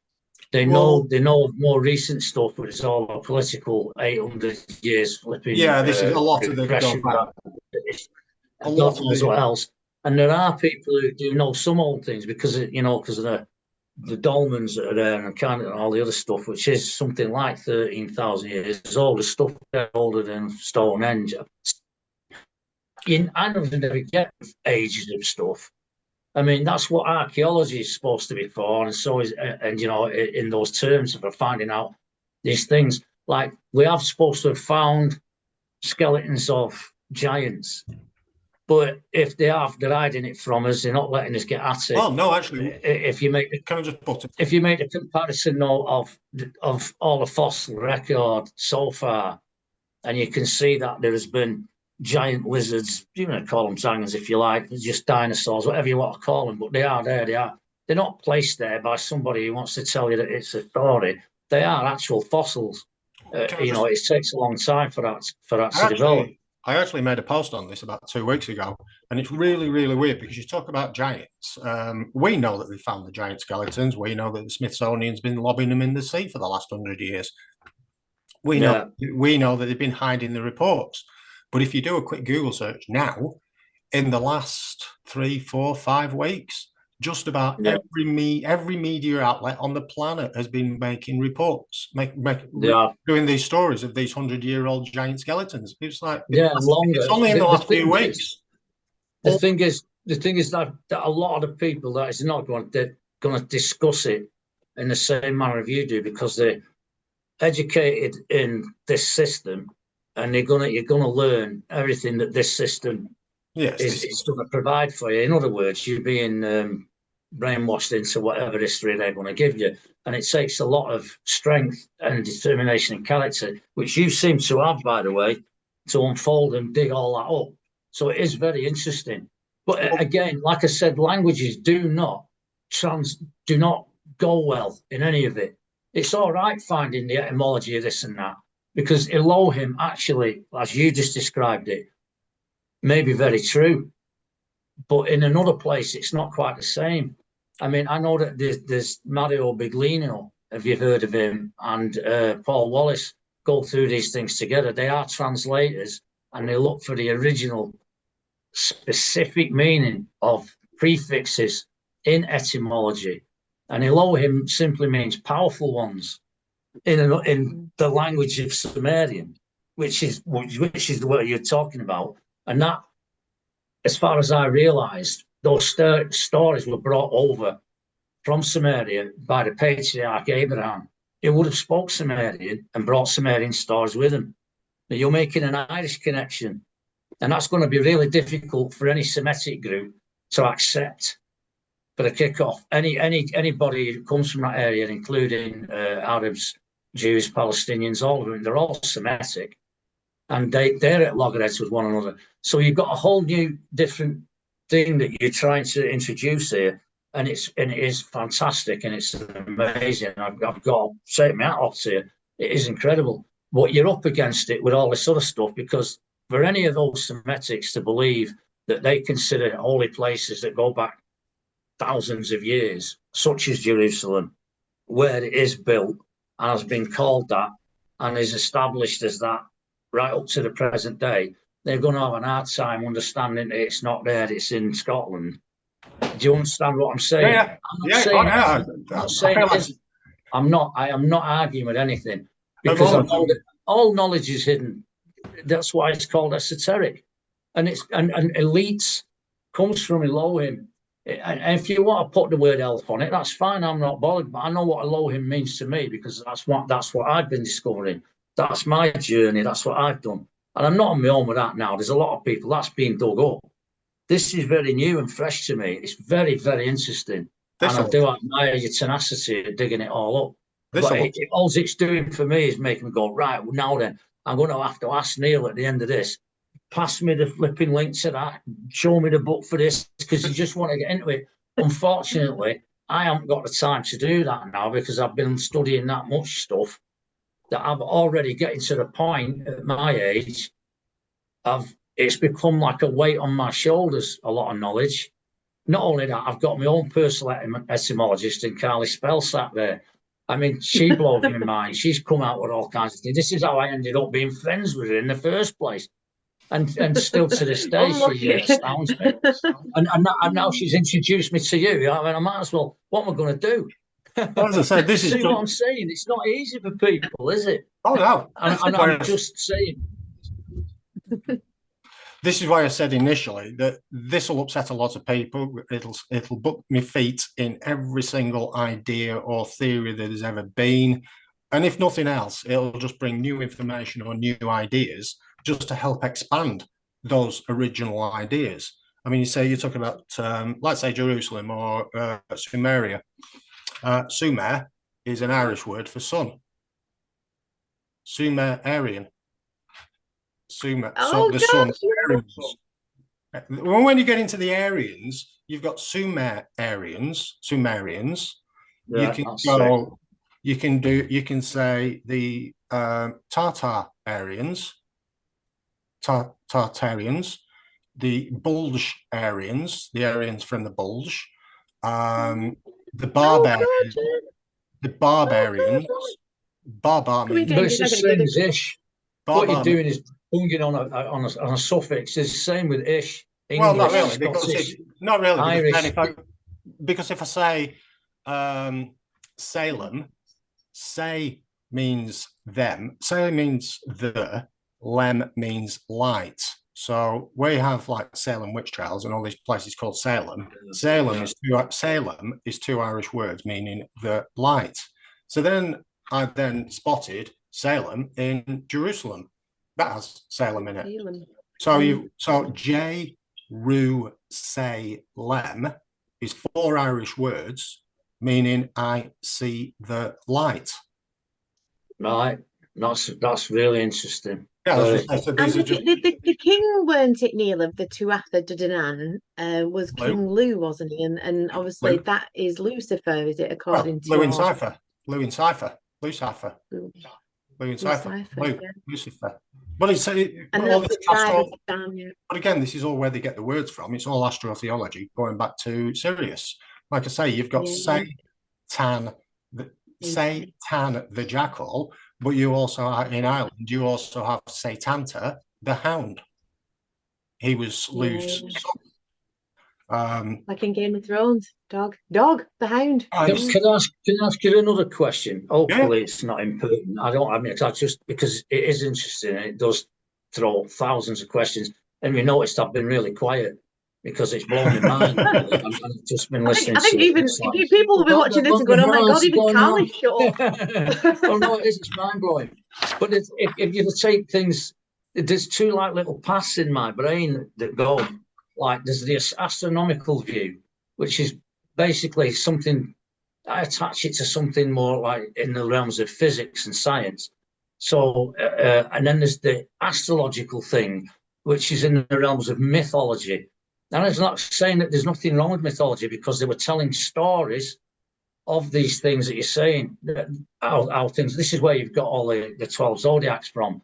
And there's other people that use that, like the 12 disciples following the sun, as he goes around. And, you've heard that story, so you know what I'm getting at.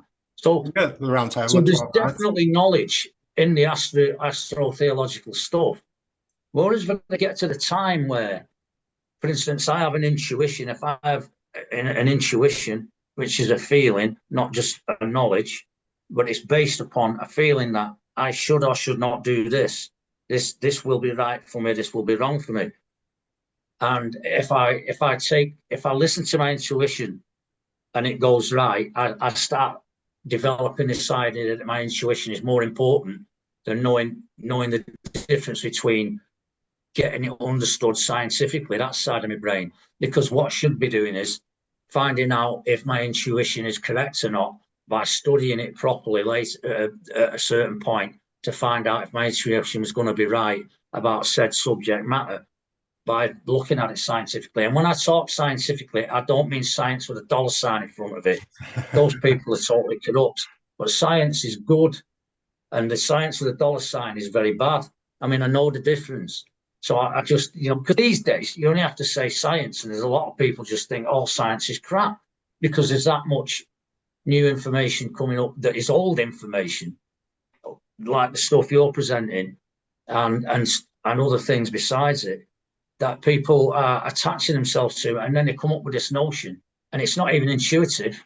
They say everything is a lie. Not everything is a lie. No, it's not. Not everything is a lie. What is a lie is anything that is deceiving you, and anything that is literally an untruth that's been put there in the first place to lead you astray.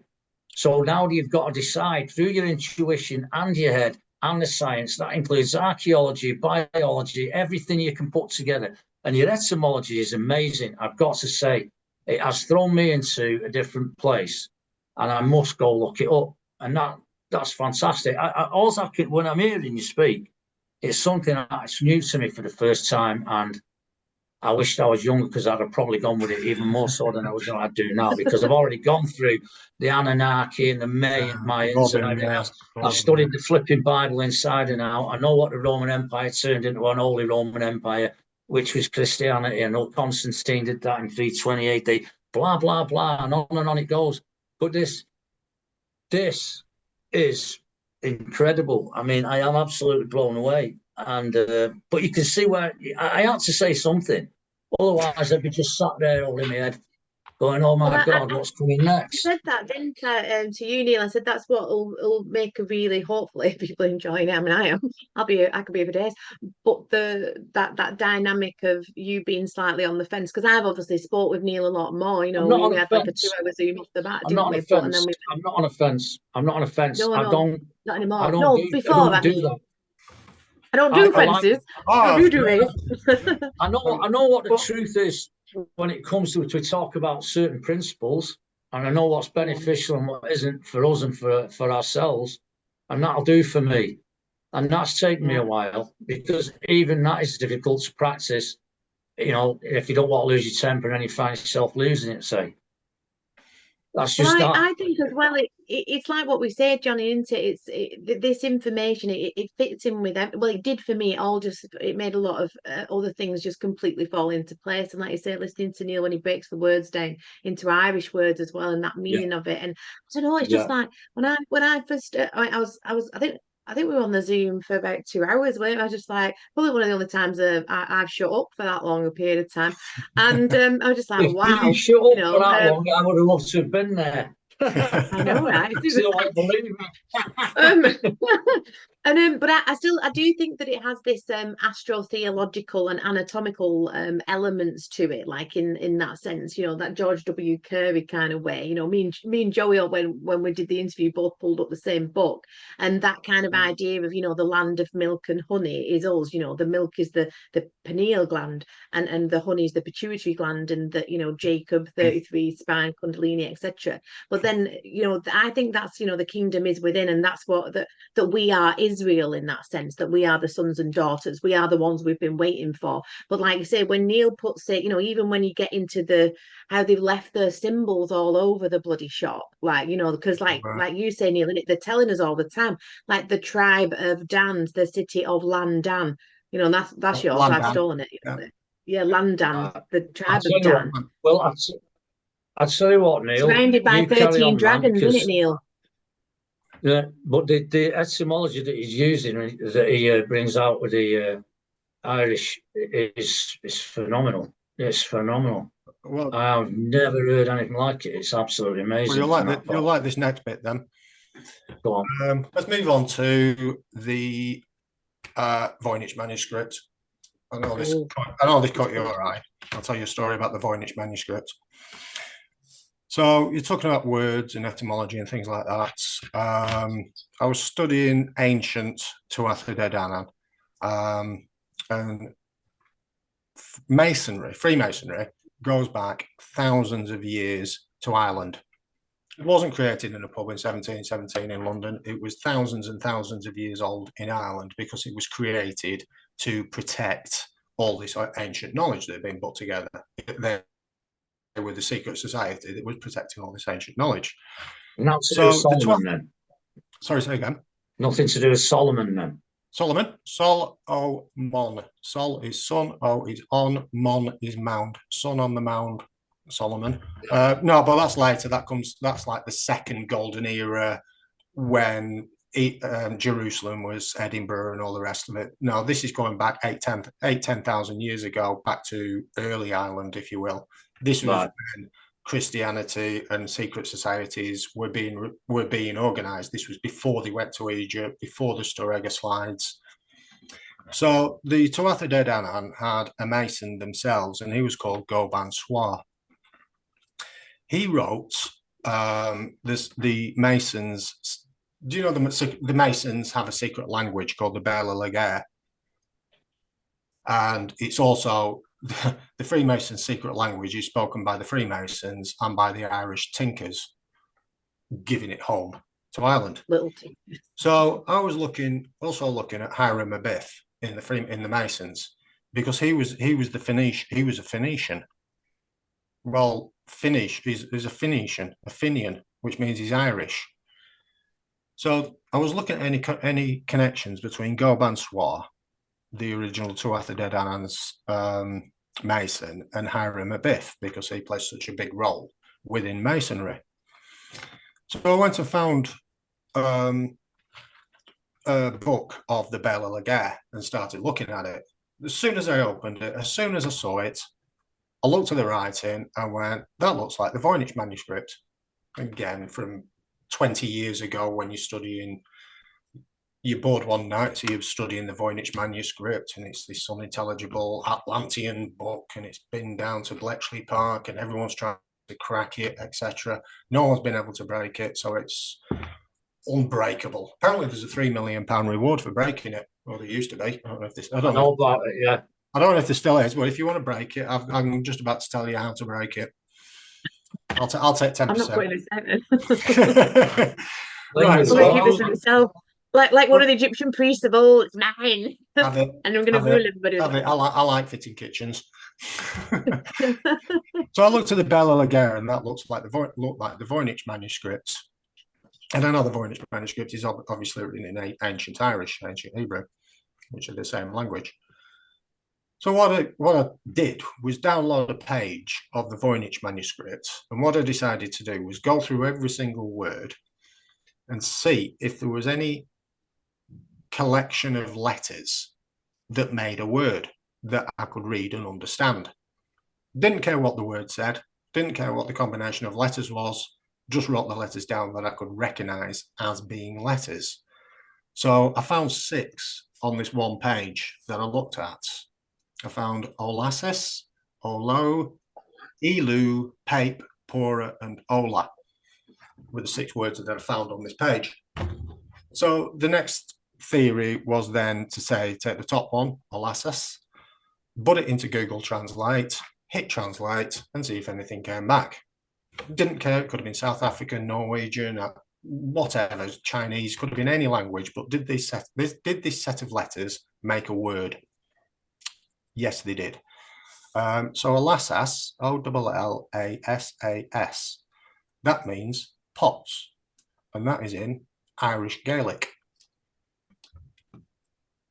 Olo, Ollou, that means oils in Welsh Gaelic. Eedlau, Eedlau, means flies in Welsh Gaelic. Pape, Paip, means paper in Welsh Gaelic. Poror, Poror, means browser in Welsh Gaelic. And Ola, Olla, means wool in Galician Gaelic. So I'm 6 for 6 for breaking the Voynich manuscript, and it's all written in ancient Gaelic. But as I said, the Gaelic only came to Ireland from Spain, from the Galicians, round about 1000 BC. So the book cannot be older than that. It's written in Welsh Gaelic as well. So the Gaels only went to Wales round about 500 BC. So it's not older than that. So the oldest this book can be is 500 BC. So it's been written in the last 2,500 years. But when people say, oh, it's Atlantean, well, Ireland is Atlantis. Is this, have I got this right? This book we're on about, is it the one with some depictions in it as well? The pictures, the flowers and the ponds. That's the one. Yeah, that's the right one. Really weird, right? But that was written in, actually that one was written or produced by somebody in what? century. Nobody knows. Nobody knows anything about it. No, but it can't be as old as you're saying in its actual self, because it wouldn't be fucking there, would it? It'd have crumbled, because everything's subject to entropy. Because that was supposed to have been written. They've tested it for the ink and all the rest of it, and it's somewhere in the 1500s, was it? Or Yeah, later? it could have been written 200 years ago. Could have been written 500 years ago. But I'm But saying they have it's no not older. clue, It's not older than 500 BC. It can't be the older. language, you mean? Yeah. Yeah, the book and the language Yeah. can't Well, be, I'll tell you can't what, be that's older than 500 BC, because that's only when Welsh Gaelic appeared. I think you're the only man who could probably earn a fortune off of that. I could probably break it, but nobody can break it at all. It's just unintelligible. I could probably write it all down. But like I said, there's that many different rabbit holes. I'd have to go at it. Yeah, but I say there's that many different rabbit holes and that many different interesting places that I've gone to. Once I got 646 on the Voynich manuscript, it's like, right, I've cracked that. Let's get on with something else. So I've been last 5 years. I've just spent all my time working on other aspects. I want to go into this one because I can. The Doppler effect. Red, white, and blue. Yeah. So one of the things that's always been in the back of my head is, why are all the flags red, white, and blue? Why are all the political parties red and blue? Why do we have red and blue in Freemasonry? Why do every time I turn the BBC or the ITV or Sky Sports on, it's always red, white, and blue? There's an answer for that. And again, we're back to Sirius. So Sirius is a white dwarf star. So that's where you get your white from. Now, if you understand the Doppler effect, what happens is you have a light wave in white. So as Sirius is moving away from us, this white light wave gets stretched. So to our eyes, the actual the white light itself, because of this Doppler effect, actually looks red. And when Sirius is moving away from us, because the light is stretched, Sirius looks like it's red, and then it's called the red dragon. Right. When Sirius then starts coming back towards us, the white light wave gets compressed. So that looks like it's blue. And then that's called the blue dragon. So this is where you get your red and your blue and your red, white, and blue and your red and blue dragons. It's all the Doppler effect of the white dwarf star Sirius. So everything in red and blue is related to Sirius. So the red dragon, that's it. It's Satan, Sirius. For you shall draw your power from the seat of the dragon. The Queen said, well, the then Queen, to Prince Charles. Well, again, one of the names for the Tuatha De Danann is the 13th Order of the Dragon, or the Dragon Lords of Anu. But we'll stick with the 13th Order of the Dragon. They were the Tuatha De Danann, the tribe of Dan. And that's why the 13 dragons were in the city of London, don't they? London. So when you look around the city of London, there are 13 dragon statues. Now, the tribe of Dan were also the sailors, the sea people. So we have Lloyd's of London, the insurance company. Now, one of the emblems for Lloyd's is a black horse. No. The emblem for Lloyd's is a black horse. And a black horse is also one of the emblems for the tribe of Dan. You can break these 12 tribes down in emblems and family crests. There's a good one. The Rothschild family crest is 25% tribe of Judea, 25% tribe of Dan, and 50% the tribe of Manasseh. It has the Lion of Judah, is quarter of the shield. 50% of the shield, two of the quarters, are a fist of arrows. So that's the tribe of Manasseh. And I'm trying to remember what the tribe of Dan was. Is it a dragon? I can't remember. But the other quarter of the Rothschild family crest is the Tuatha De Danann.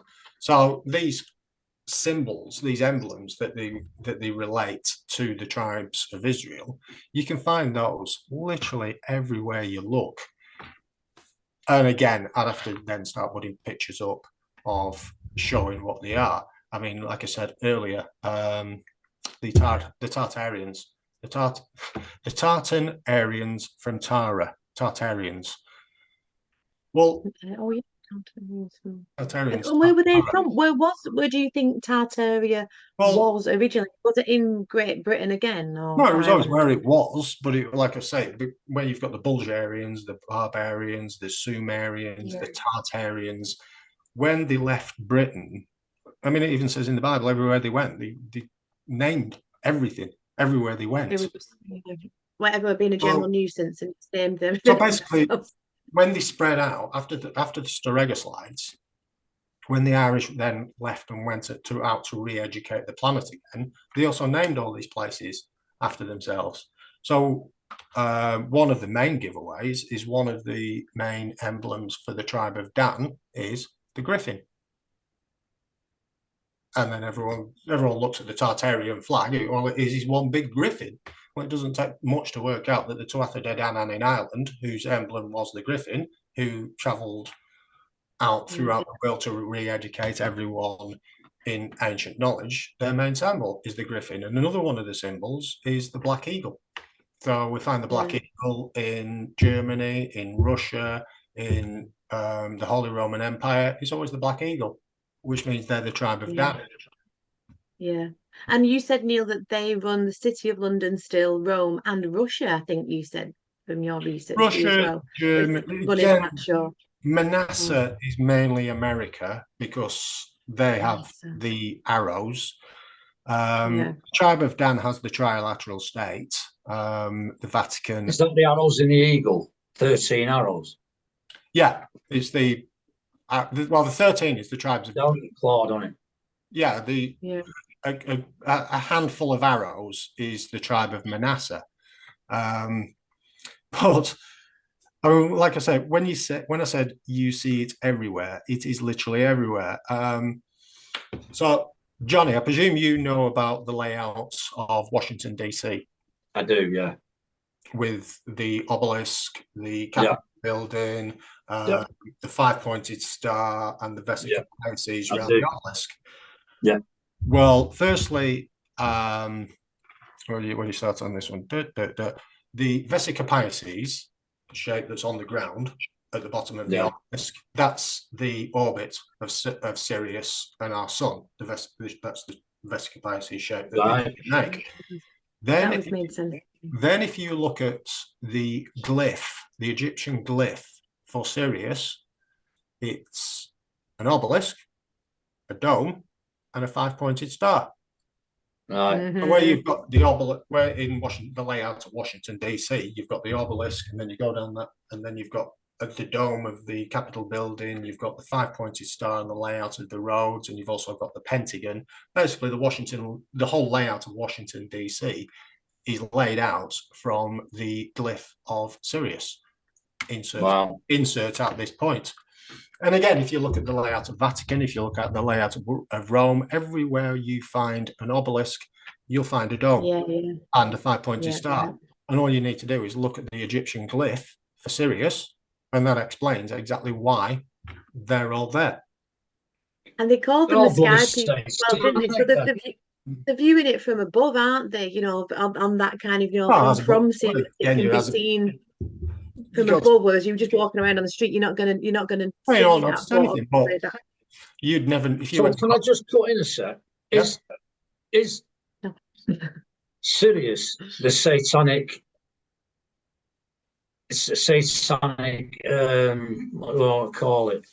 The oppression. Is that what's hiding everything from us? Is that what's changing our history, in your view? Is it the Sirius side of things, the satanic side of things? Is that what it is? Were you talking about the Mandela effect?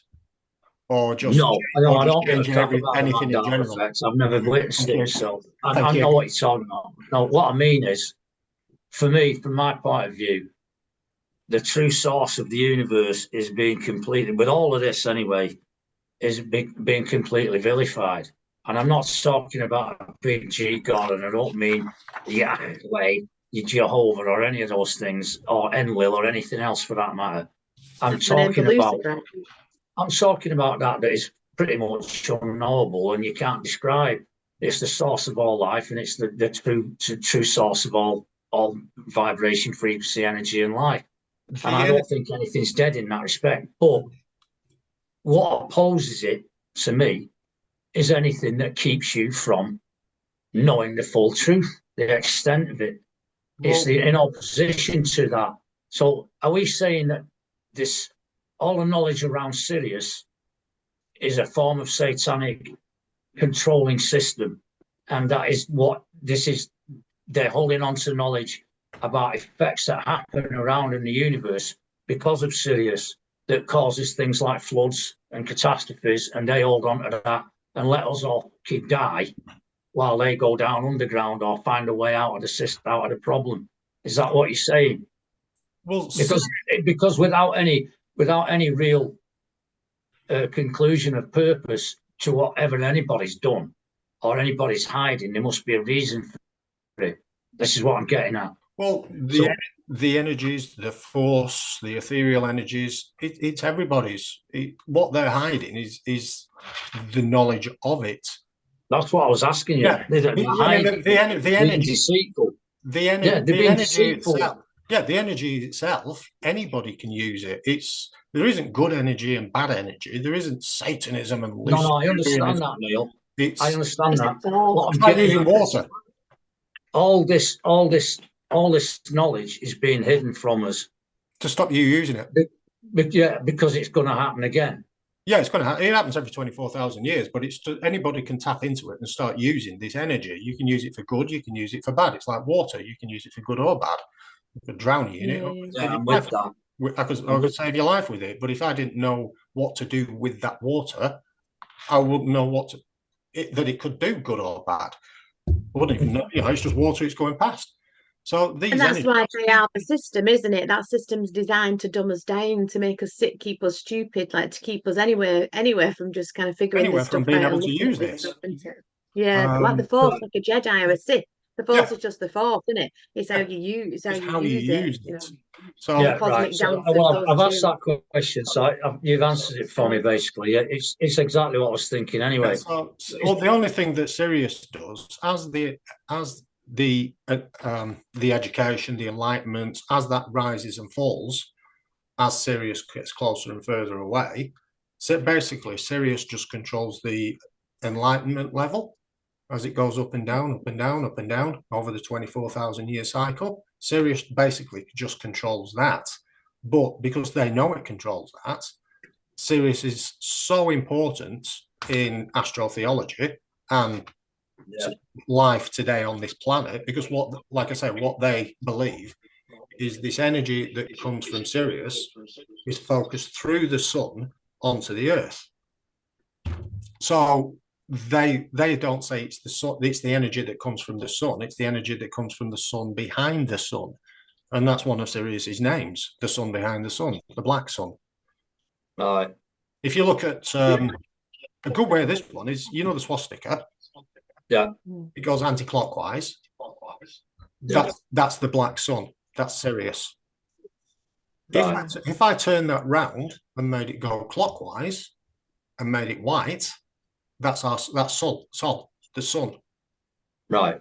So you've got. Well, I know about a lot of sigils and stuff. The swastika was particular an Eastern symbol. It was in Hinduism, Buddhism, and God knows what else. But it is twisted and reverted round and inverted like they do with everything. The anti-clockwise.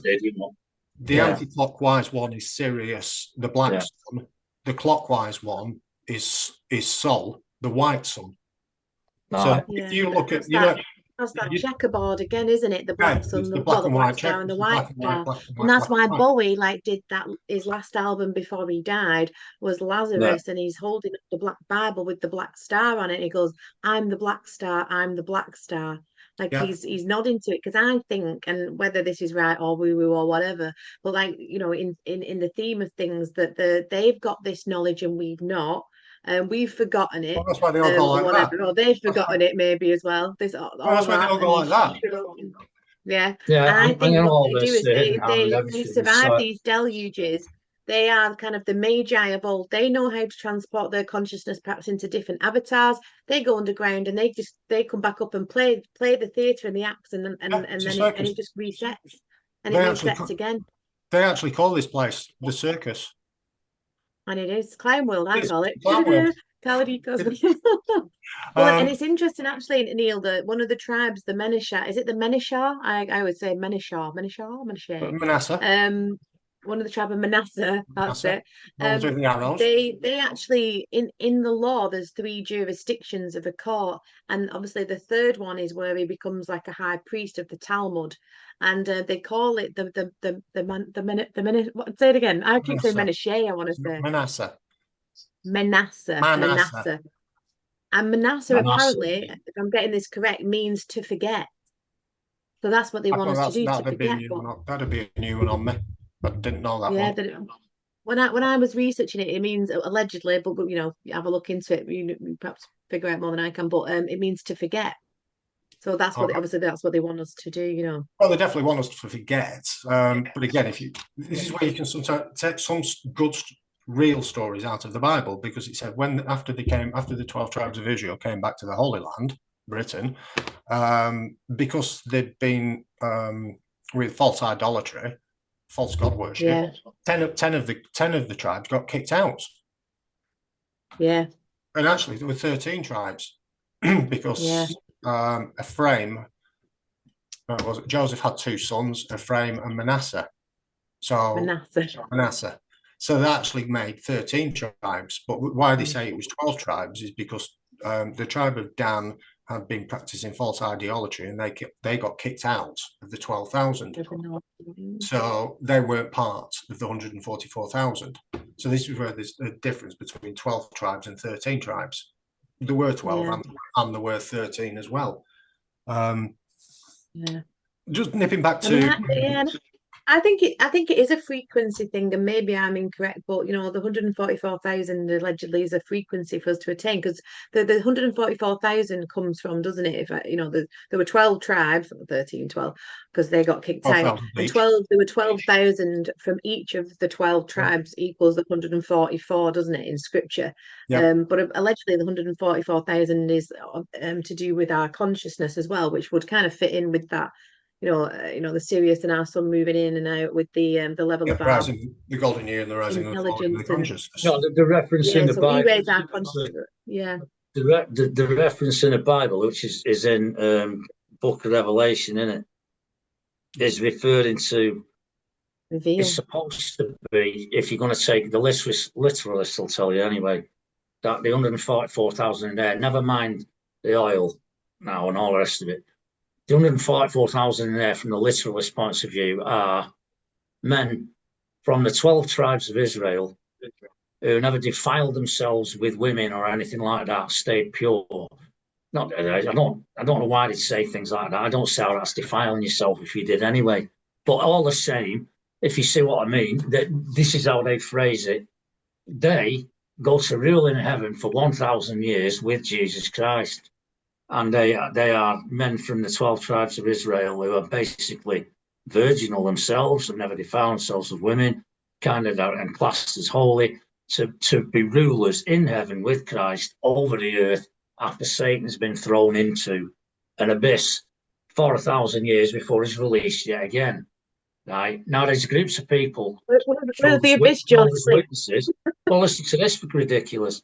Jehovah's Witnesses interpret that as the remnant, which it does say they are remnants from early congregations.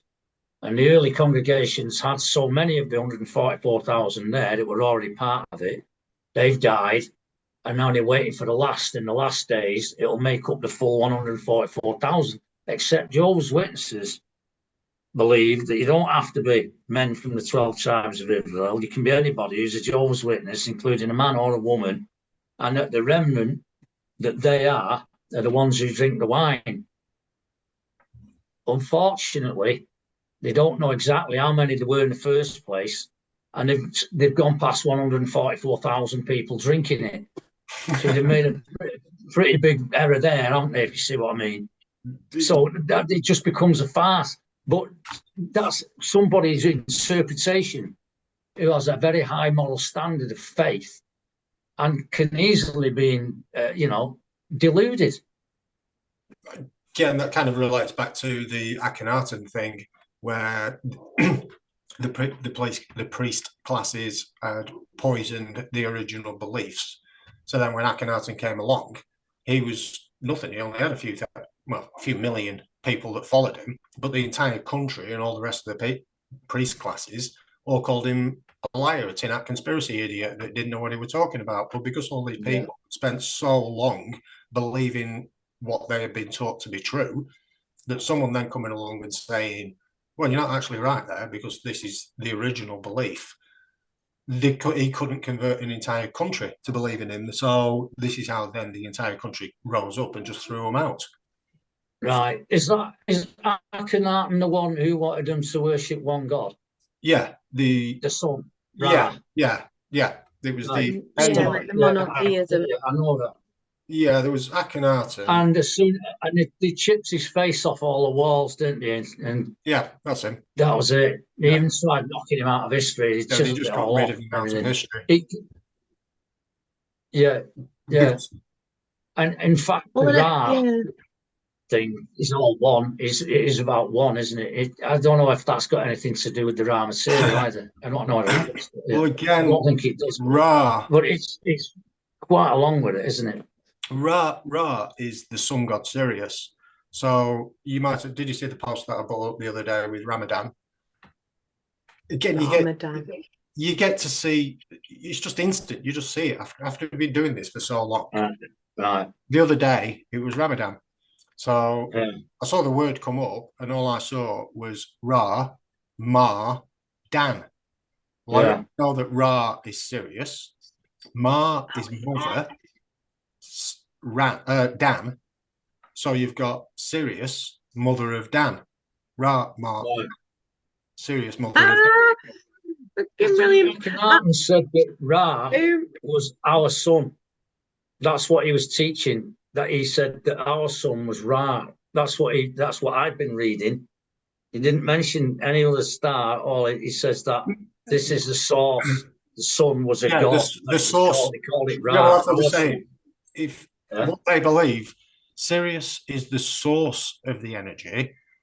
Our sun focuses the energy onto it. So the energy originally comes from Sirius. It gets focused. The white dwarf. Yeah, but what energy is it? Because the energy that we're talking about, we get all our life and sustenance from this sun. Yeah, I'm talking about the ethereal energy. This electromagnetic connection between Sirius and our sun. It's not really coming from our sun. It's this. No, I'm with you now. That's just what I to clarify it. Because everything's connected. It's all one. Your solar system is there. And I won't go into it because it's a long story, but all of it's connected.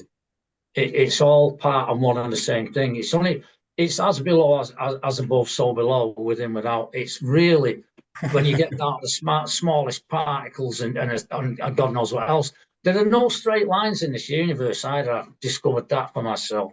Because if a particle is a wave, a photon is a particle, and it's a wave. There's not in nature. The only straight lines that I ever see that have been made by creatures are sort of little hexagon shapes, hexagrams by bees in the cones and things like that, which is still not really a straight line, is it? Everything is formulated through fractals. Yeah, and that's in the smallest sense. I mean, when you get up in the large, it's just a larger version, but it behaves differently because of mass. It's all down to frequency and vibration anyway, down to the tiniest to the largest. Yeah, and I think that's it's all has an effect. that's the Christ consciousness, isn't it? I'm not saying that the you know, he wouldn't have been called Jesus Christ, would he? I mean, there's lots of arguments about what this man was called, and I don't want to go there yet because I don't think I've made my own opinion. Maybe you've got one, Neil, but I think, you know, the Christ to me is the Christos, or the consciousness that this man who, you know, came from here, in Britain, the Holy Land, Scotland, because it's like, royal means David, doesn't it? I think, and I think that he attained. He was an Asen, apparently part of the Asen tribe, or maybe not, if that means something else in Irish or such. But and that he Well, got to that in Jewish point terms, in David's the consciousness. first He good king, isn't he? attained it, and that's Well, what I think. That's why we are that. You know, we bring that consciousness back. We are the Christ. We, you know, and anything anti that is anti-Christ. Or do we think that these, you know, the antichrist is actually going to come back as an actual dude, and that there will be a return of the Christ? I think the return of the Christ is the return of our consciousness going up. my Yeah, opinion. well, I'm along that with you as well. Sorry, Neil, yeah, but again, literally, they don't follow a bloodline back all the way to Adam, apparently. And David is and that bloodline is the same as the so-called Jesus Christ, Yeshua, whatever you want to call him, goes all the way back through that, back through Noah, back to Yeshua Enoch, apparently all the means way back to Lucifer as Adam. well. That's how the Jews look at it. Anyway, Well, and again, Christians for that. again, we can even go back to Ireland on that because J is Latinized. Yeah, he didn't. That's not Gaelic. That's not Gaelic. So J is Latinized. So Yeah. firstly, I believe there was a great leader. I don't think he was called Jesus or anything like that because No, I don't the, think that. the Irish had a deity called Essus, and Essus was a sun god. Essus, Esus. Essus was a sun god. So when Rome stole it, all they did was stick a Latinized J on the front of it, and they've got the Son of God. Not you've got Essus, the sun god, or Jesus, the Son of God. Yeah. God, it's interesting. That's true. That, that. Oh yeah. So hang on. So you've got. Oh, I've just had a massive deja vu that we've done with scene. That's so weird.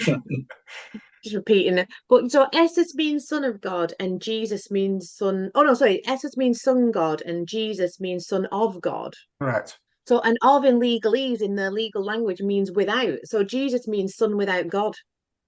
Possibly. In the serpent tongue. Yeah, possibly. But then you've got the Jews and the Jews.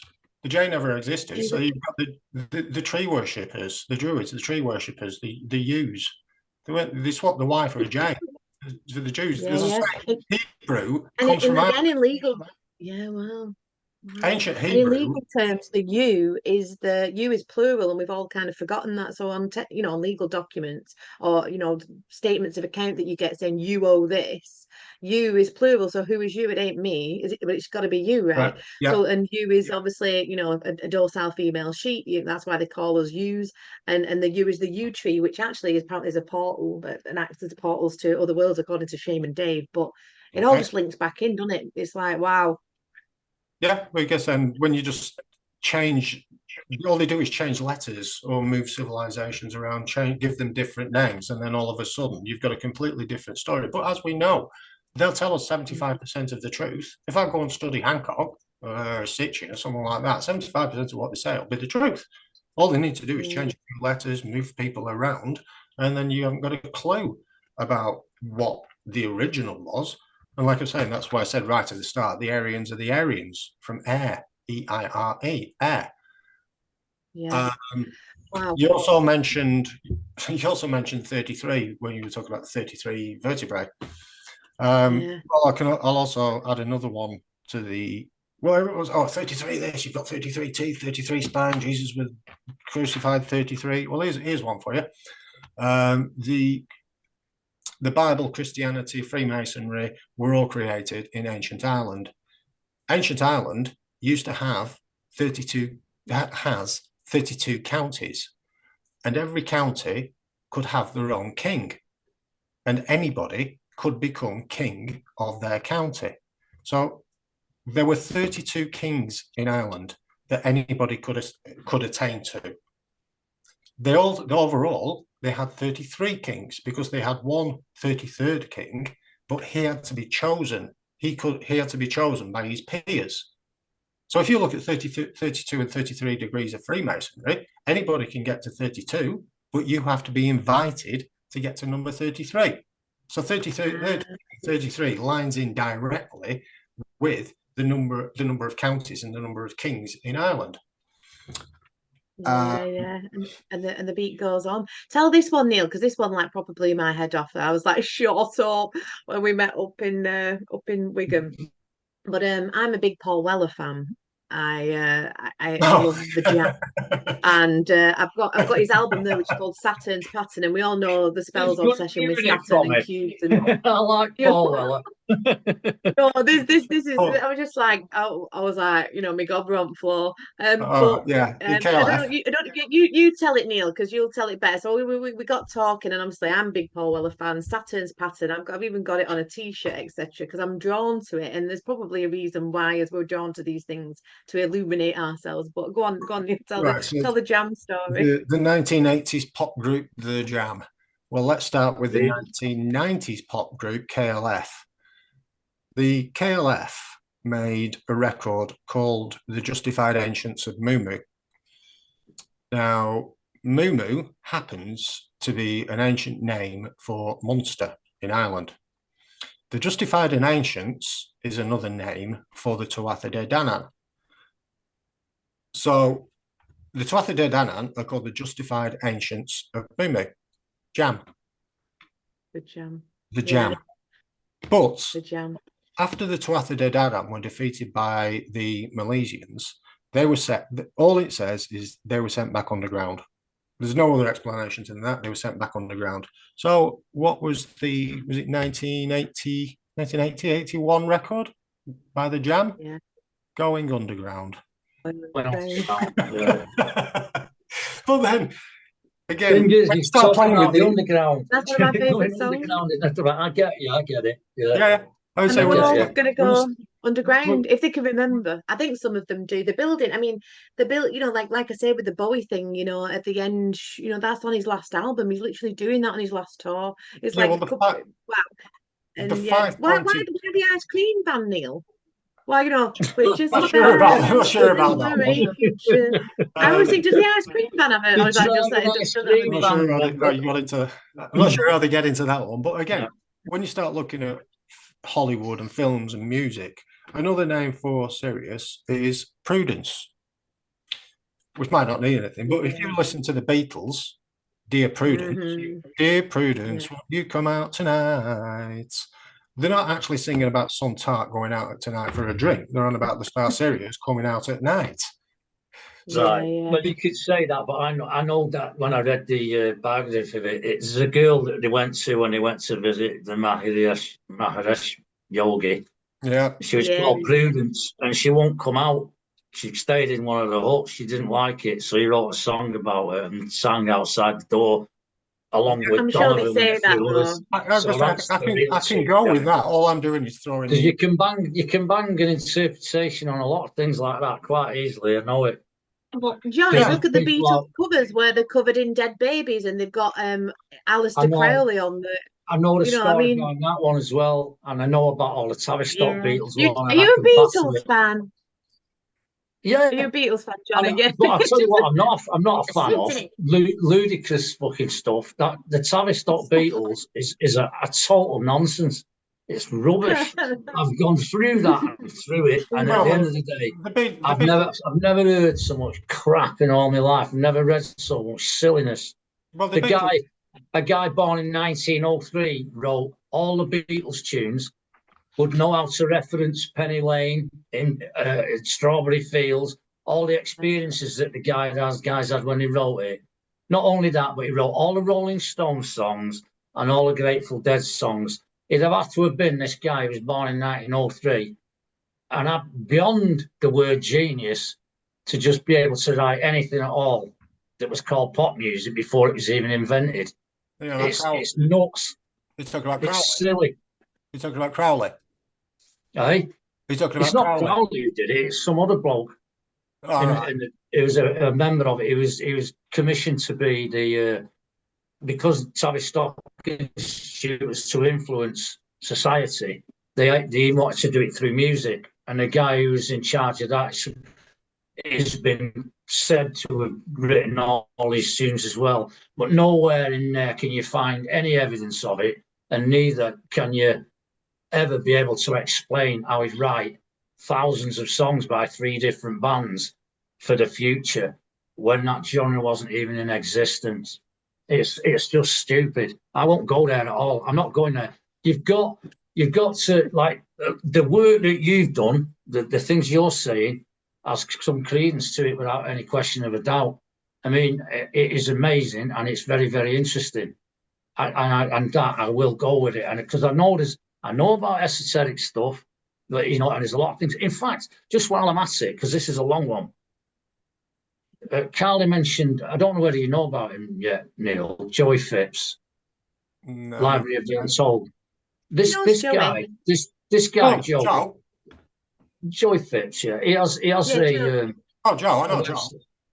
That's how me and Neil kind of met through Joe. Well, it's called Library of the Untold, but the thing is, what he does is he communicates all that esoteric knowledge and he plucks it out of everywhere. There's loads of stuff in there, and he does it eloquently, and he transmits it over in such a way that it seems like second to none the way he does it. It's absolutely beautiful listening and watching the stuff that he puts together, and yet he asks you to ask the questions without ever being forceful in any way that he does it, and he's also very, very respectful to his subscribers and appreciative of them, and I think he's one of the best things up there that I've looked at. I go on there quite often because the way that he puts it together, it's just superb.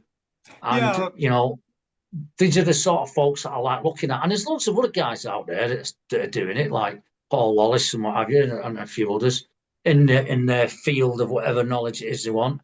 But he plucks a lot out, Joey Phipps, puts it together beautifully, and then presents it eloquently, I think. I couldn't speak any higher of any of the stuff that I've seen at the moment. He really deserves that thing to grow exponentially, I'd say. Well, again, I follow Joe's work, but I don't tend to follow content producers as such. I mean, just for example, one of my favorite videos is Irish Wisdom Preserved in the Bible and Pyramids. It's an audio book by Conor McDowry, and it's on for 7.5 hours. Absolutely amazing work. And all it is fact, or claim for 7.5 hours. And I said, when I'm watching videos like that, or Atlantis Island, another one I'd highly recommend, I sit there with a pile of paper, just simply making notes. I'm going to write that down, actually. What was it again? There's two. There's Irish Wisdom, Preserved in the Bible and Pyramids, by Conor McDowry. That's an audio book that's on for 7.5 hours. Conor McDowry. Well, Neil, if you send me the link, I can always link it in the links for people if they want to go and have a look at that. I mean, the really interesting one that you'll find, because you mentioned Plato earlier, if you go and have a look at one called Atlantis Island, it's an audio, it's a book, it's a video, it's on for 3.5 hours.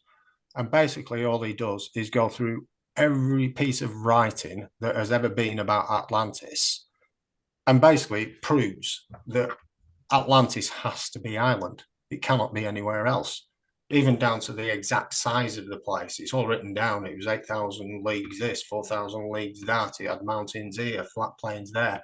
It's just 3.5 hours of explaining why Atlantis is. Wow.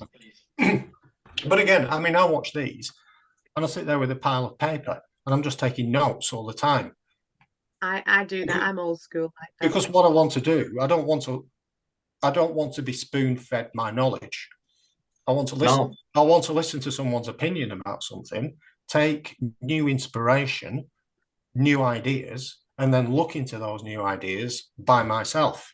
So I almost direct myself, if you will. So like I say, this work is partially mine. A lot of the breaking down of the words and things is mine.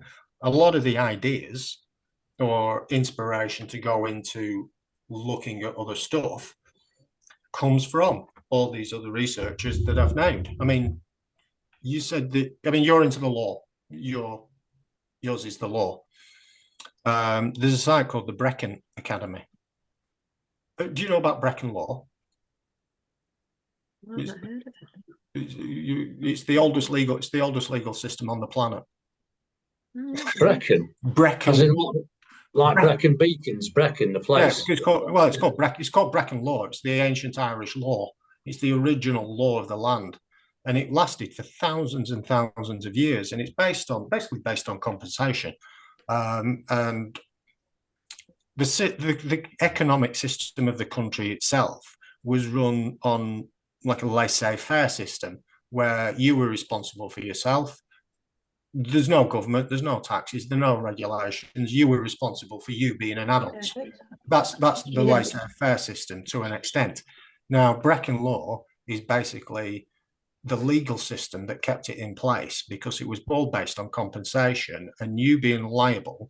If you went and killed one of your neighbour's cows, you owed him a cow. If you killed his son, it was, first it was onto you. Then if you couldn't afford it, it went onto your family. If your family couldn't afford it, it went onto your culture, onto your village. So Like if you did something really bad, your peers held you accountable. Your family, your friends, your neighbours made sure that you were held accountable, because if you did something wrong, they were going to get punished for it. That's the basis of Brecon law, where everyone was responsible for themselves. Then we got to the 1850s. I mean, this has been going on for thousands of years. Then we got into the 1850s, and the British came along and went, "We've got some laws for you, and you have to do this and you have to do that." So the Irish are going, "What do you mean? I'm not responsible or answerable to someone sat in London. I'm not going to give him taxes, and then I'm not going to give him." Didn't like that, did they? No, because this is what the foundation of Brecon law is. You were responsible for you, and that was it, nothing else. So this is what brought about the Irish potato genocide, is the best way to describe it. It wasn't a famine, it was a genocide. The British... Yeah, it was, yeah. I always knew that were lying. I mean, everything were lies. Knew that was. I'm like, this story is dumb. 1850, the height of the British Empire, 50% of the British army were all in Ireland. We controlled the entire planet. 50% of the army were in Ireland, stealing the food, because they've got records from all the army bases. They've all got records of where they were in 1850. Every single port in Ireland has records down to the last potato of what was taken out of Ireland. So they've got, in the ports, they know exactly how much food was stolen from Ireland. They know how many troops were in Ireland and where they were and what they stole. And all this was basically to destroy Brecon law, because the Irish didn't recognise what a country was. They didn't recognise what a government was. They just recognised what they were, farmers or whatever. So they didn't want that. No, the British took out a lot of their forests. You know, they've only got 1% of their own indigenous trees left. It's all what do you call it? Pine trees. Yeah, it's just forest after forest, and it wrecks the ground. It makes it acidic. You can't grow shit in it afterwards. Well, again, if you go back to before the end of the Younger Dryas, when the sea levels rose by 150 meters, Ireland, Britain, France, Holland was all one landmass, and it was all covered in oak trees, hardwood trees, old hardwood trees. It was a landmass covered in trees. Because there was a landmass right across to Norway, wasn't it? It was all one landmass. It was all one landmass. Yeah, one landmass. They've still got villages under there. Yeah, so if you went from, let's say, Brittany straight up to Ireland, round the top of Scotland, down across Dogger Bank over to Holland, all that was one big landmass covered in trees. It was. I know. Yeah. Then the sea rose by 150 meters, which then caused all these islands to appear. I mean, I live in Lancashire, over at Preston. So if I go down to Blackpool and Lytham, down to the Irish Sea, you can find bog oak absolutely everywhere on the Fylde coast. It was covered in oak trees. It's called bog oak. And then if you go to Ireland, you find all the bog oak and all the peat and everything that's been buried in Ireland. So all this got flattened. There's a lot of bog oak on the coast in Ireland when I was over there. Yeah, that's where it's come from. They used to collect it, the driftwood and stuff, and it's gone black a lot of it. Yeah, it's black, it's really heavy, but it's solid, absolutely solid wood, because I keep getting offered it to make pieces of furniture with. And if you can get hold of it, it's worth an absolute fortune. But like you say, this is where all these trees came from this period of before the end of the Younger Dryas. All Britain and Ireland was one big landmass, and it was all absolutely covered in trees, which is one reason why they managed to survive after the end of the Younger Dryas. When they went into the Ice Age, that 11,000 years ago, Ireland was covered in wild animals and trees and building materials, burning materials, food. All the archaeology they're digging out of now in Ireland just shows that Ireland absolutely prospered during that last ice age because of the current of the Atlantic Gulf current. And again, my sister used to live on Stornoway up at Isle of Lewis. And if you I've been over there. If you go to those islands, the Isle of Arran, Isle of Lewis, the sea is crystal clear blue. I've been. I've got pictures of it. The sand is white. It's gorgeous, actually. It looks like the Maldives, except it blows a gale and it's not that hot. But it is beautiful. Yeah, but I say that is the Atlantic current bringing all this warm water and all this this keeping it artificially warm. And if you look on a map, I think the Gulf Stream, isn't it? Yeah. I mean, on the coast of Kerry, they've got flowers there that grow nowhere else because of that. Yeah. Because the jet stream, Gulf Stream thing comes up from the Atlantic, hits it. Yeah. Yeah. Well, they used to have the Barbary apes used to live on the west coast of Ireland. This is the ones that are in Gibraltar. Yeah, well, they came from back there. I used to work in Gibraltar. They're little swines. They are. They steal your ice cream. Back to ice cream. Yeah, there were thousands of them. They were digging all these Barbary ape skeletons up on the west coast of Ireland. And again, this is when I said earlier, Barbar means beard. And presumably comes from. It's been warmer then. The climate must have been warmer, I think. A lot warmer. Yeah, it's got to be. Well, it's got to be more oxygen too, so you'd have bigger creatures probably. Yeah, well, again, if in the Greenland ice cores, they've started looking at those from 10, 20,000 years ago, and they found out that the oxygen levels were at 40%. Today, they're at 18%. So you double the oxygen. Wow.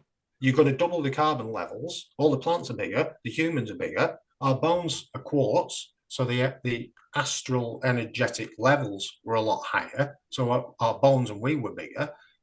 If you imagine your pineal gland today being like a dried up grain of rice, well, if we were sort of 2 or 3 foot taller and we were a lot healthier and we had a perfectly working pineal gland, which would have been at least 5, 6, 7 times bigger, this is how we get connection. And this is when we're talking about saying the veil being a lot thinner, it's more energy. Have you studied the Purple Dawn theory, Velikovsky's work?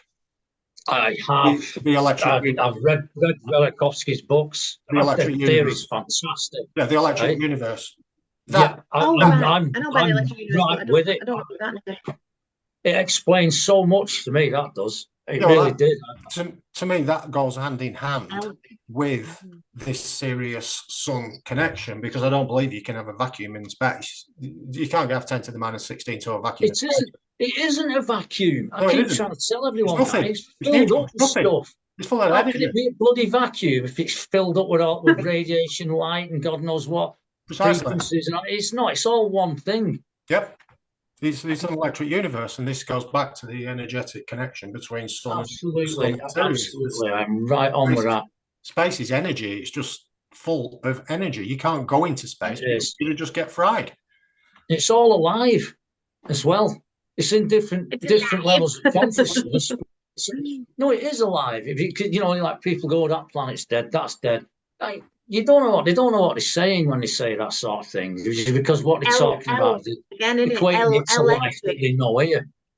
But there's Elohim. different levels of consciousness, and there's unconsciousness as well as higher levels of consciousness, and it all depends on the level of light and your mass. So there's different densities.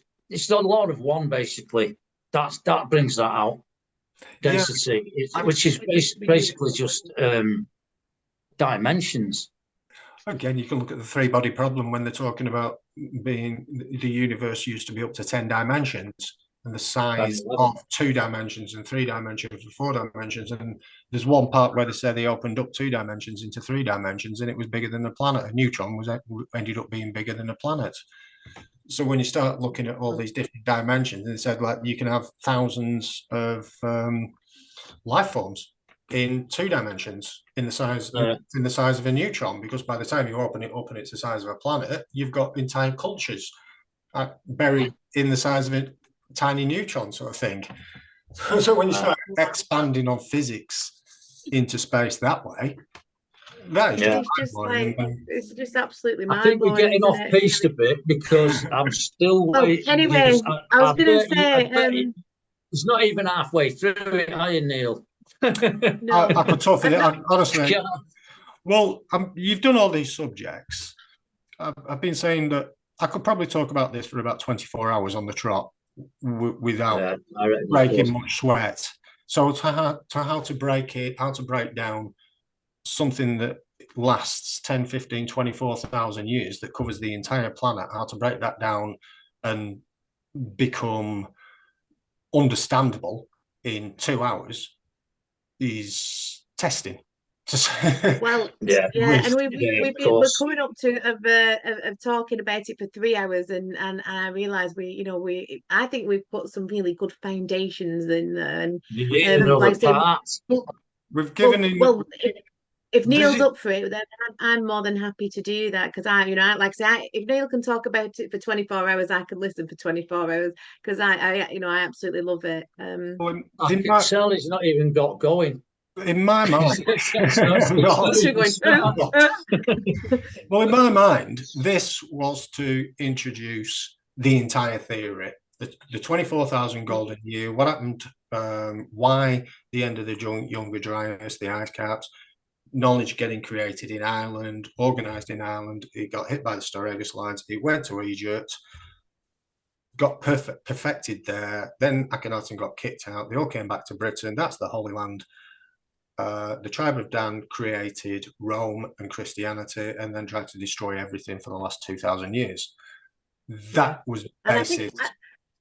I think we've done that, and I think that was really cool, because I followed it, and let's hope people watching followed it, and certainly like you say about Christianity, it's a Roman tax system, it's an annuity, but being a follower of Christ or the consciousness, there's a line that said, the Elohim or the Elven, they clothed us in white, which is the illusion that they've been peddling for this long to keep us from our true his story, but yeah, like we'll leave it there. But Neil, if you would come back, we would be more than happy to have you, wouldn't we, Johnny? I'm sure. Yeah, so you got to now, really. You can't just leave it there, really, can you? Well, the thing is, you can't really. It's not finished.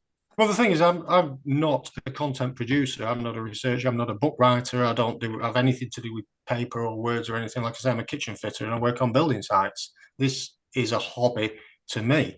So up to only like a month or so ago, for the last 25 years, I've never talked to anyone about this stuff. It's always just been for me. I'm not making videos. I'm not writing books. My name isn't Graham Hancock or anything like that. I'm going to work on Monday. So to me, I don't even know if anybody is interested in this. I've had that. You should write a book, seriously. You should. You shouldn't. I like working on building sites and playing with wood and playing with metal. And no, mate, write a book, please. You should. Mention his research, but yeah, I mean, and I think it just fits in with everything that kind of Dark Matters is about, really, and that's why I was so giddy about Neil when he contacted me, and I was like, say, I've said it once, I've said it twice. I was blown away by it. And this idea certainly that I'd love to investigate more, that they're going back underground, whether they've forgotten their own knowledge or not. It's kind of out there that does seem to be happening. And there's a line of Atlantis that was in one of Joey's videos, and I really liked it. And it's from a book that he quotes, but they renewed their lives in the river of Amenti, where the river flows on and on, deep in the earth's heart. That's And from the on Emerald Tablets of Thoth, isn't it? is that from the old of Thor? Yeah, that's Brilliant. from the Emerald Tablets of Thoth, when Thoth was going about how he reincarnated. But again, when you start looking at the Emerald Tablets of Thoth, one of the very first, when they're explaining about Thoth landing in Egypt, he said, I came from Atlantis and I came from the west. Ireland is west of Egypt. Yeah. So just to have some sort of understanding of, go back now and read the Emerald Tablets of Thoth, where from Atlantis is Ireland and Thoth came from Ireland. You'll see it in a whole different way. Well, you talk about Lugh. After Lugh had been trained by King Manannán, King Lugh then rode the wave of Thoth back to Ireland. And we're talking about King Manannán. Johnny, you were talking about lore, stories, and reality earlier. Here's one for you. The Native American Indian tribe of Manannán, the tribe of Manannán, the Red Indians, they were discovered again. They said that they were taught by these tall, white-skinned, red-haired Europeans. When they were discovered, they spoke Gaelic, and they talked about Manannán. So this is what the Native Indians were talking about.